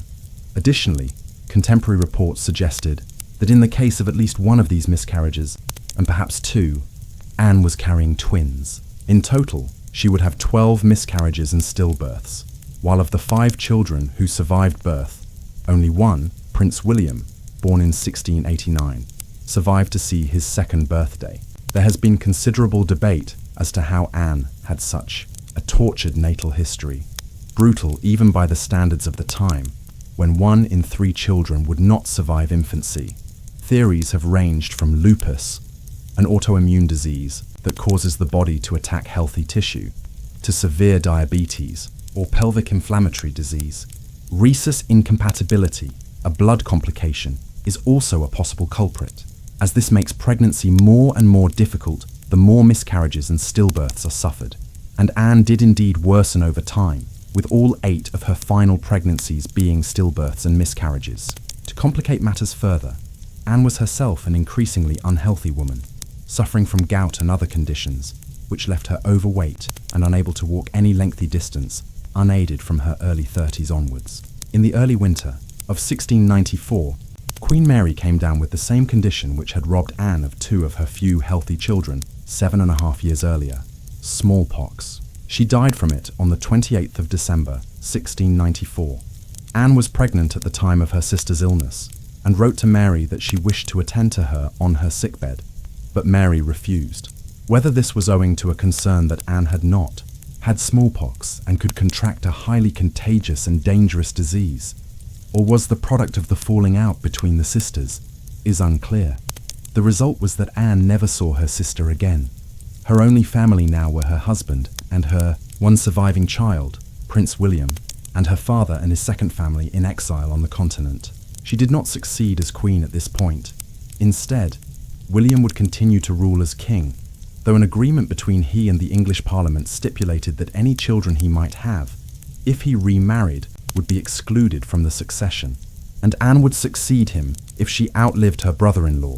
A dispensation arrived at in order to prevent the widely disliked Dutch king from effectively creating a foreign royal family to rule over England. Thus, from the final days of 1694, Anne was only one further death away from the throne. By the time of Mary's passing in December 1694, the 9 Years' War had begun to peter out. Yet one more European conflict of the time, which started in a wave of energetic campaigns, and then descended into stalemate and a huge bill for all parties involved, with little of consequence being achieved. The Peace of Ryswick, which was agreed on in 1697, was effectively a return to the pre-war situation, with only some minor border changes in the Low Countries and an acknowledgement by the French of William's succession and James II's deposition. James would live out the rest of his life in France until he died there in 1701. His son and grandson then became the focus of the Jacobite cause into the 18th century, and efforts were launched in 1715 and as late as 1745 to restore this Catholic branch of the House of Stuart to the throne. Anne would never live to see those revolts, though in the second half of the 1690s she did enter into a brief correspondence with her father on the continent, in which she requested James to acknowledge the legitimacy of her succession if she did succeed William in the near future. The end of the 9 Years' War only brought a brief respite to Europe from the conflicts which dominated the relations between states in the early modern era. Already in the Peace of Ryswick, provisions had been laid out for dealing with the growing succession crisis in Spain, where the ruling monarch, King Charles II, was an ailing young man who had suffered from what seems to have been hydrocephalus and other conditions for his entire life. He was also impotent and unable to have children through either of his marriages, and it was evident that without a clear heir, his passing would bring a fresh crisis in the Iberian Peninsula. Despite the best efforts to ensure a smooth transition, Charles himself complicated matters shortly before his death, at the start of November 1700, by naming as his successor his cousin, Philip of Anjou, his half-great-nephew, on account of being the grandson of Maria Theresa, Charles's half-sister. The only problem was that Maria Theresa had married King Louis XIV of France decades earlier, and so Philip of Anjou was a member of the French royal family. His succession as King of Spain and master of Spain's empire in the Americas could not be tolerated by other powers such as England and the Dutch Republic, while the Austrians were opposed too, as their ruling family was related to the Spanish Habsburgs, and they perceived that an Austrian candidate should become the next King of Spain. The dispute escalated in the course of 1701 into the War of the Spanish Succession, pitting France, Spain, and a number of German states such as Bavaria against England, the Dutch Republic, Austria, Prussia, and eventually Portugal and Savoy as well. Although the war began when William was still on the throne, it would dominate Anne's reign in particular. As the war was breaking out with France and Spain, Anne's tragic family history was coming to its dreadful conclusion. Her 17th pregnancy resulted in another stillbirth at the end of January 1700. She might have consoled herself that at least one of her 5 children that had been born alive had survived to an age where it seemed he would grow to be an adult. But at Prince William's 11th birthday celebrations on the 24th of July 1700, he became extremely fatigued and became ill thereafter. This developed into a fever the following day, and his condition deteriorated rapidly. His physicians drew off blood, a common medical practice at the time. It was all to no avail, and on the 30th of July 1700, he died. The cause of his death is still contested. Some suspected smallpox or scarlet fever at the time. The medical consensus today is acute bacterial pharyngitis, which also led to pneumonia, and was further complicated by hydrocephalus. Anne was clearly devastated at the loss of her last child, and for the remainder of her life, the 30th of July would be reserved as a day of mourning within the royal household. Prince William's death also further complicated the succession, as Anne would now have no heir. Hence, early in 1701, the English Parliament began the process of implementing an Act of Settlement which legally disbarred any Roman Catholic from succeeding to the throne of England, a move designed to prevent James II's son from attempting to succeed Anne in years to come. Who might become monarch down the line remained a point of contention, but the English political community was adamant that it would not be a Catholic. Anne would be on the throne before long. William III survived long enough to oversee the initial stages of the War of the Spanish Succession, but he died not long after on the 8th of March 1702. Days later, she gave a well-received speech before the English Parliament in which she highlighted The fact that William had been a foreign interloper from the Dutch Republic and welcomed a return to a fully English monarchy, notwithstanding the fact that the House of Stuart was Scottish to begin with. Anne's coronation was organised and held relatively quickly on St George's Day, the 23rd of April, 1702. It was an unusual ceremony, given that the new queen was now largely unable to walk on account of her gout, and so she was carried through Westminster Abbey during the ceremony by the yeomen of the guard. It was a sombre affair in many ways, one in which, beyond her husband, there was virtually no family left alive to participate. Upon becoming queen, Anne was something of a non-interventionist monarch. Over a period of centuries, England had developed as a constitutional monarchy where Parliament was more powerful than in virtually any other European nation at the time. The king or queen of the day had still been in charge of the country until the 17th century. But the civil wars of the 1640s and then the glorious revolution of 1688 had finally tipped the balance in favour of Parliament, with legislation effectively passed after William and Mary assumed the throne that the Crown could not dictate national policy. Instead, henceforth it would always need the rubber stamping of Parliament. With this, the Parliament became the primary body which controlled the government and policies of England and then Britain.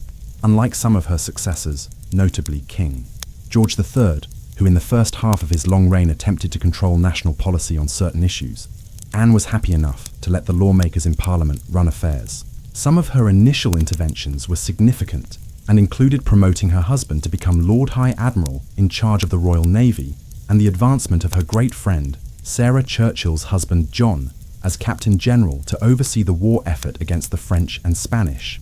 He was also made Duke of Marlborough and one of England's premier peers in 1702. Marlborough's promotion was important, as he was soon involved in some of the most consequential military actions England engaged in during the early modern period. In the early years of the War of the Spanish Succession, England's ally Austria faced an internal challenge when Francis Rákóczi, a leading Hungarian nobleman, took advantage of the war and revolted against the government in Vienna. With the French also making moves to descend on Austrian territory through Germany and northern Italy, along with their ally in southern Germany, Bavaria, it became imperative for the English and the Dutch to come to Austria's aid before Vienna itself was threatened. The result, fought on the 13th of August 1704 in southern Germany, was the Battle of Blenheim, named after the village of Blindheim nearby and rendered into English as Blenheim. Here, Marlborough won a comprehensive victory over the French and Bavarians, one in which half of the 55,000 or so Franco-Bavarian array of troops were either killed, wounded, or taken prisoner, compared to around 5,000 English and Allied troops. Victory at Blenheim stopped the advance on Vienna, saved the Grand Alliance of England, Austria, the Dutch, and their other allies from collapsing, and deprived the French of the killer blow they were looking to strike. Marlborough was a war hero celebrated across Europe. At home, in the aftermath of the battle, he and Sarah began construction of Blenheim Palace in Oxfordshire, a magnificent country house and estate which Anne helped finance the construction of over many years. It is truly one of England's greatest country houses and has been designated a UNESCO World Heritage Site. Victory at Blenheim prevented the French from winning the war against England and its allies. Anne's government had many years of fighting in front of it, though.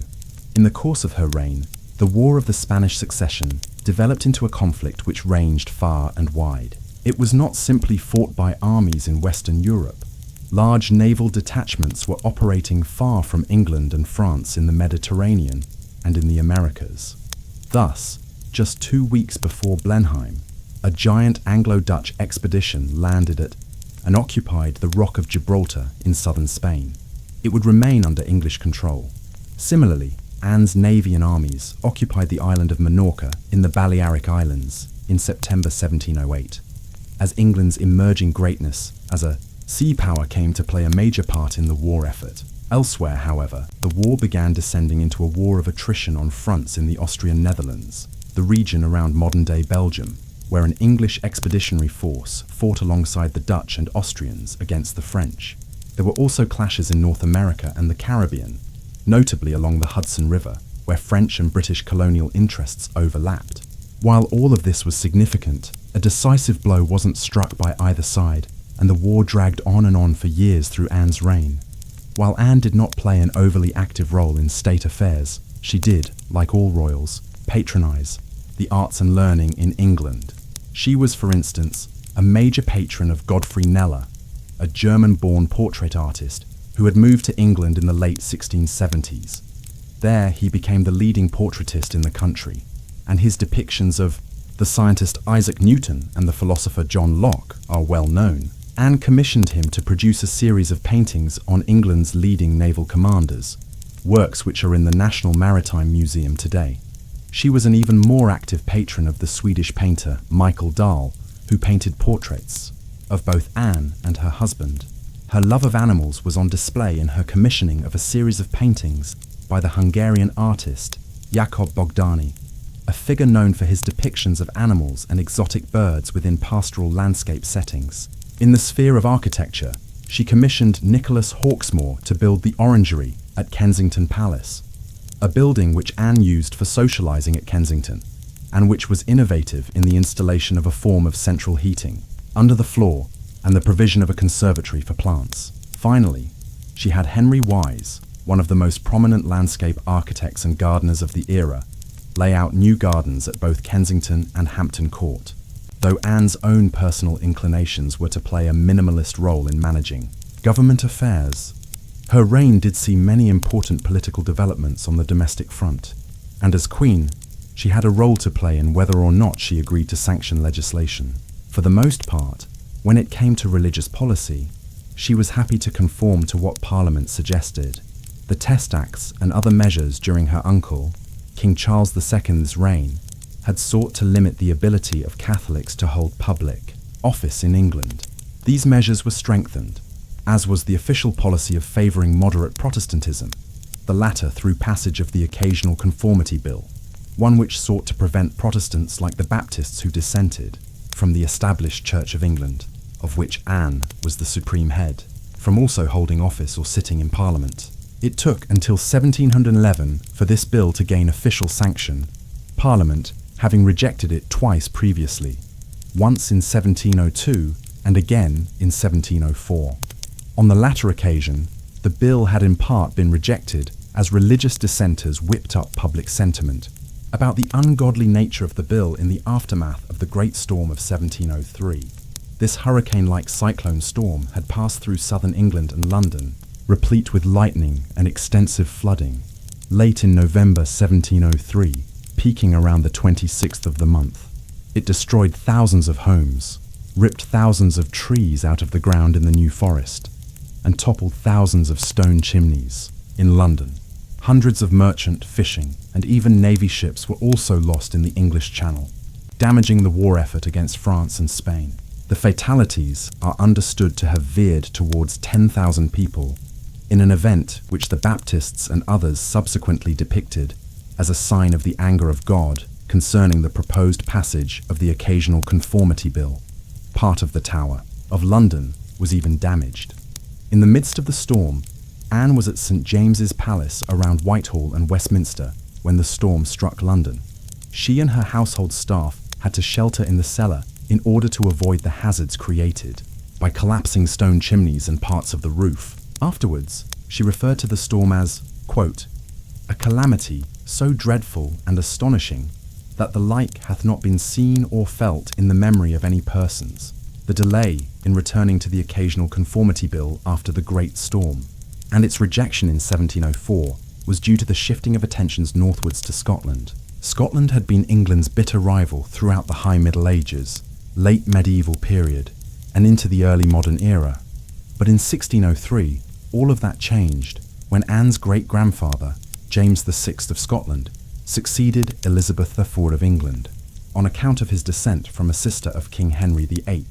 This united the crowns of England, Scotland, and Ireland into a triple monarchy, with James becoming known as King James I of England and Ireland and James VI of Scotland. While monarchical union was achieved, Scotland retained large amounts of independence, notably its own parliament and a semi-independent administration at Holyrood in Edinburgh.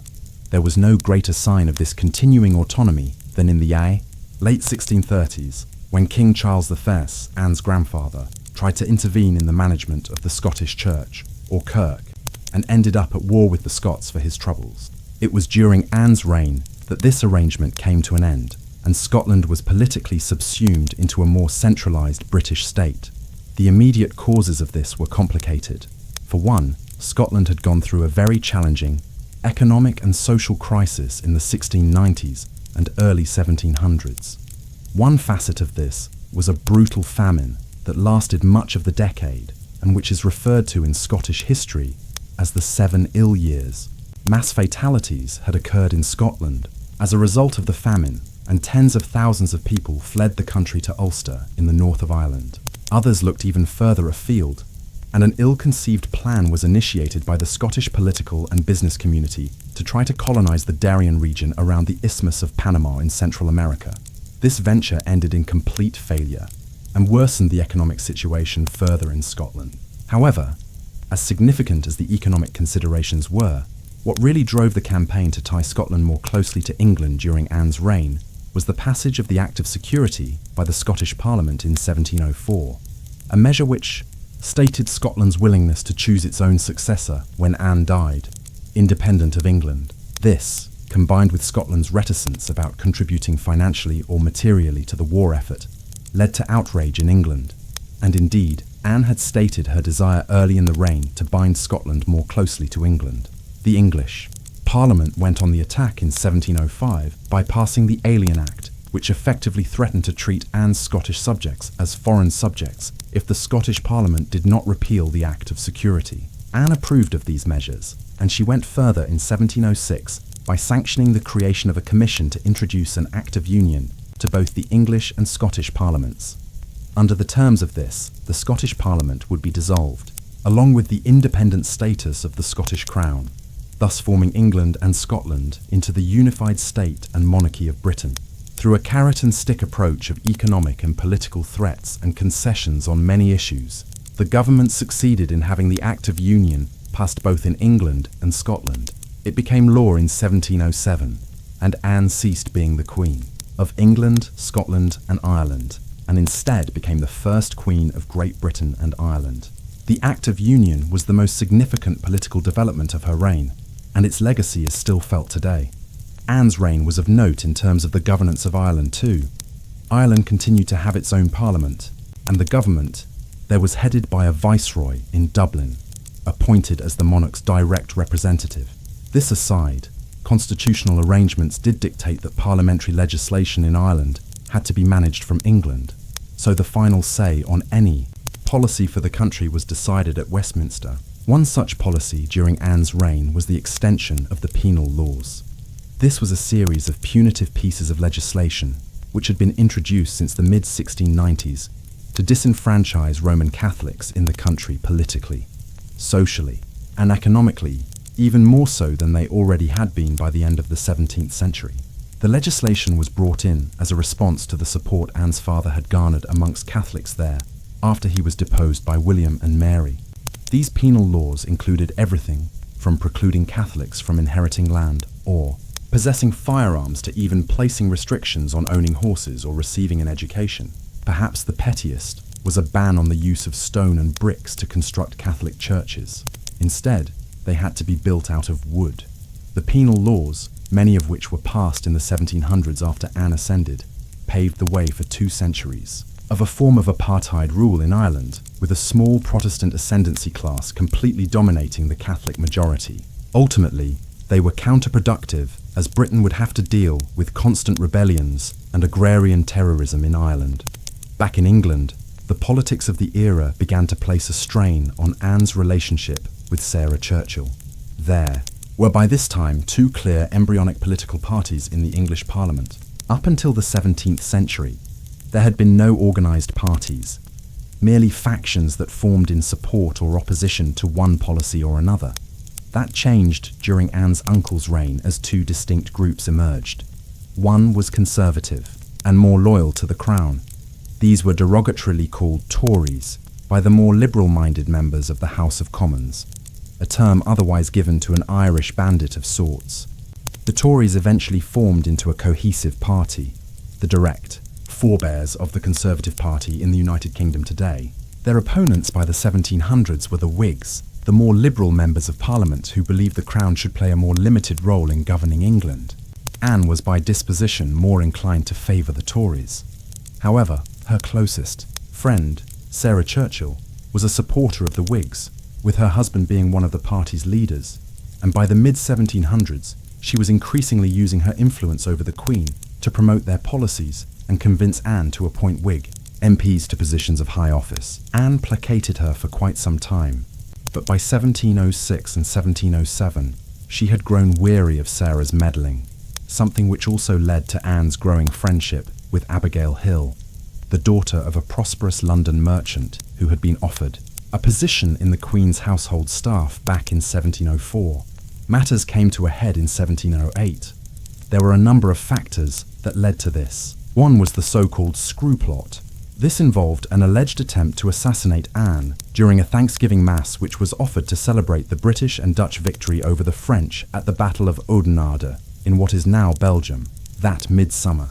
Screws were found loosened off of the supporting beams of the roof of St. Paul's Cathedral in London, directly above the Royal Bench, and some speculated that the Whigs had conspired to have the beams crash down and kill Anne, who right at that time was leaning more towards the Tories in government and Parliament. Sarah and Anne also argued at the doors of St. Paul's Cathedral before the Mass over the choice of jewels worn by Anne.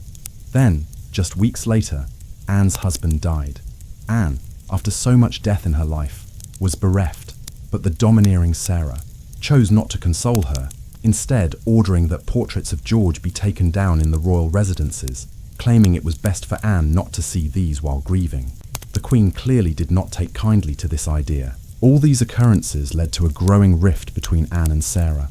More broadly though, despite the rupture between friends, Anne's reign has been viewed as marking a positive move towards a two-party system within England's politics, one which was emulated in decades to come in the United States and other countries. Anne has also left her imprint on the history of horse racing in Britain. Horse racing grew enormously in popularity in England in the 17th century, and in particular during the reign of her uncle, Charles II, who patronised the development of Newmarket, near Cambridge, as one of the main racecourses of Britain. There were several reasons for this. One was the decline of the popularity of hunting amongst the royals and the aristocracy, something which was the chief pastime of 16th century monarchs like Henry VIII, and which had military overtones. As the monarchy and nobles became more sedentary and less engaged in military affairs, and as gambling grew as a dangerous vice amongst the aristocracy, the popularity of horse racing skyrocketed. Anne was a fan, and late in her reign, she ordered the development of a new racecourse near the village of Ascot in Berkshire, a location which was ideal for Anne's reduced mobility, as it lay much closer to London and Westminster than Newmarket, and was less than 10 kilometres away from another royal residence, Windsor Castle. The track opened in 1711. Royal Ascot continues to memorialise Anne's patronage, with one of the parts of the grounds known as the Queen Anne enclosure, while the first race on the first day of the race meeting at Ascot every year is known as the Queen Anne Stakes. The rift between Anne and Sarah never fully healed. This had implications for the war effort against France and Spain, which had dragged on for years. The Battle of Oudenaarde and other victories had given the British, the Dutch and the Austrians the upper hand by the early 1710s. Still, there were clandestine negotiations being carried out between some Tory-aligned members of Anne's government, and the French to see what terms could be found to end the war and the enormous financial strain it was placing on all parties. This ran against the Churchills' interest, with Marlborough pushing for an invasion of France and a strike against Paris, a measure which would bring fresh expense. In the midst of promoting this lavish scheme, he suddenly had charges pressed against him by his enemies in Parliament and the government, who accused him of embezzling huge sums of money in his position as head of the military during the war. Marlborough was able to refute many of the more ludicrous accusations. Nonetheless, in a sign of how much Anne and Sarah had drifted apart, the Queen dismissed him as the wartime leader in December 1711. The French were delighted and concerted. Peace talks now commenced.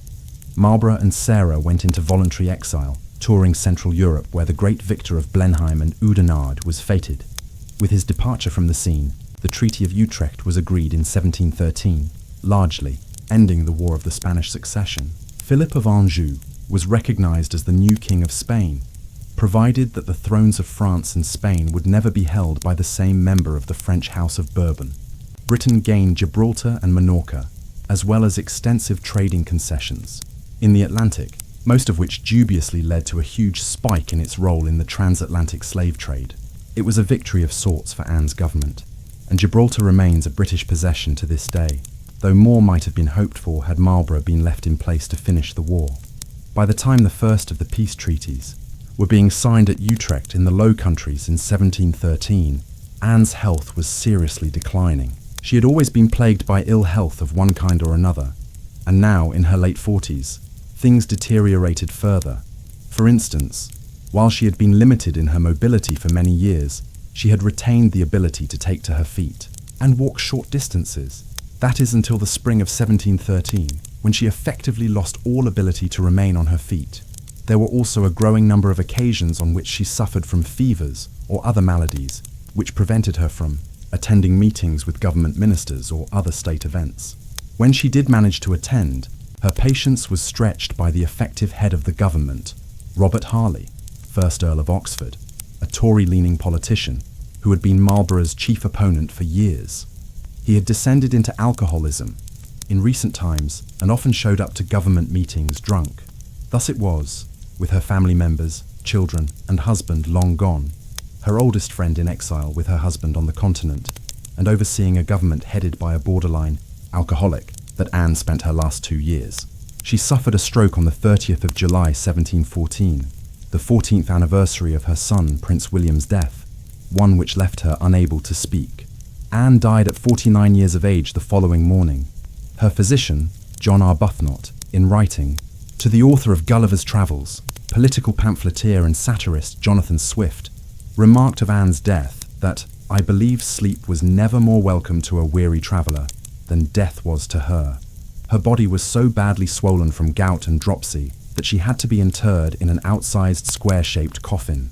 She was laid to rest next to her husband and her many children who had died in infancy in the Collegiate Chapel of St. Peter's in Westminster Abbey." At the time of Anne's death, the succession issue was far from settled. Even as the Queen lay dying, some leading government officials, such as the Viscount Bolingbroke, Secretary of State, were clandestinely debating whether it would be possible to organise for one of Anne's other relatives who had sided with James II and been in exile in France to succeed to the throne, notably his son James Francis, a Roman Catholic. Others were more pragmatic and believed the only way to avoid a fresh crisis was for there to be a Protestant heir. The best candidate was Sophia, Electress of Hanover in Germany, a granddaughter of King James I of England, Scotland and Ireland, who had reigned all the way back in the first quarter of the 17th century. Yet she had died in her mid-80s, just weeks before Anne, and had also not been clearly accepted by all echelons of the political communities of Britain and Ireland. Despite being an obscure figure from the perspective of the average person, in England, Wales, Scotland and Ireland that he would now rule over, Sophia's son, George, Elector of Hanover, was quickly lined up to succeed Anne, being a relative and a Protestant. When he arrived in England in mid-September, he did not speak English, and his coronation a month later saw rioting in nearly 24 towns and cities across England at the unpopularity of the succession choice. Protest though they might, it was all the same. The House of Hanover replaced the House of Stuart as the Royal House of England. George would eventually learn some basic English, and the Hanoverian line in one form or another continues to hold the crown of England down to the present day. Queen Anne was one of England and Britain's most peculiar monarchs in many ways. Her reign was a highly significant one that saw many developments and constitutional innovations. The two-party political system that would influence democracies all over the world in time to come emerged. The War of the Spanish Succession was fought in Ireland. The expansion of the penal laws set the scene for a further 2 centuries of political rancor and division there that would make Ireland one of the few problems Britain was never able to solve in its imperial expansion, the most lasting. Legacy, however, was in the Act of Union, with Scotland's relationship with England shifting from one of union to a kind of domination, at least from the Scottish perspective. The implications of that are still alive and well today, as the Scottish independence referendum of 2014 demonstrated. Still, Anne was often a bystander in these events, at a time when it increasingly took an active and aggressive monarch to impose their will over that of Parliament in England. Instead, her life and reign were overshadowed by her own personal tragedies: the Queen who lost her mother, all of her siblings, and her father before she was 30, either through death or political and religious strife, and who lost all of her 17 children, 12 of them before they were even born. Inevitably, her story is more about these tragedies rather than anything to do with her queenship. What do you think of Queen Anne? Was she in many ways the most tragic monarch of England and Britain, given her abnormally unlucky natal history? Please let us know in the comments section. And in the meantime, thank you very much for watching.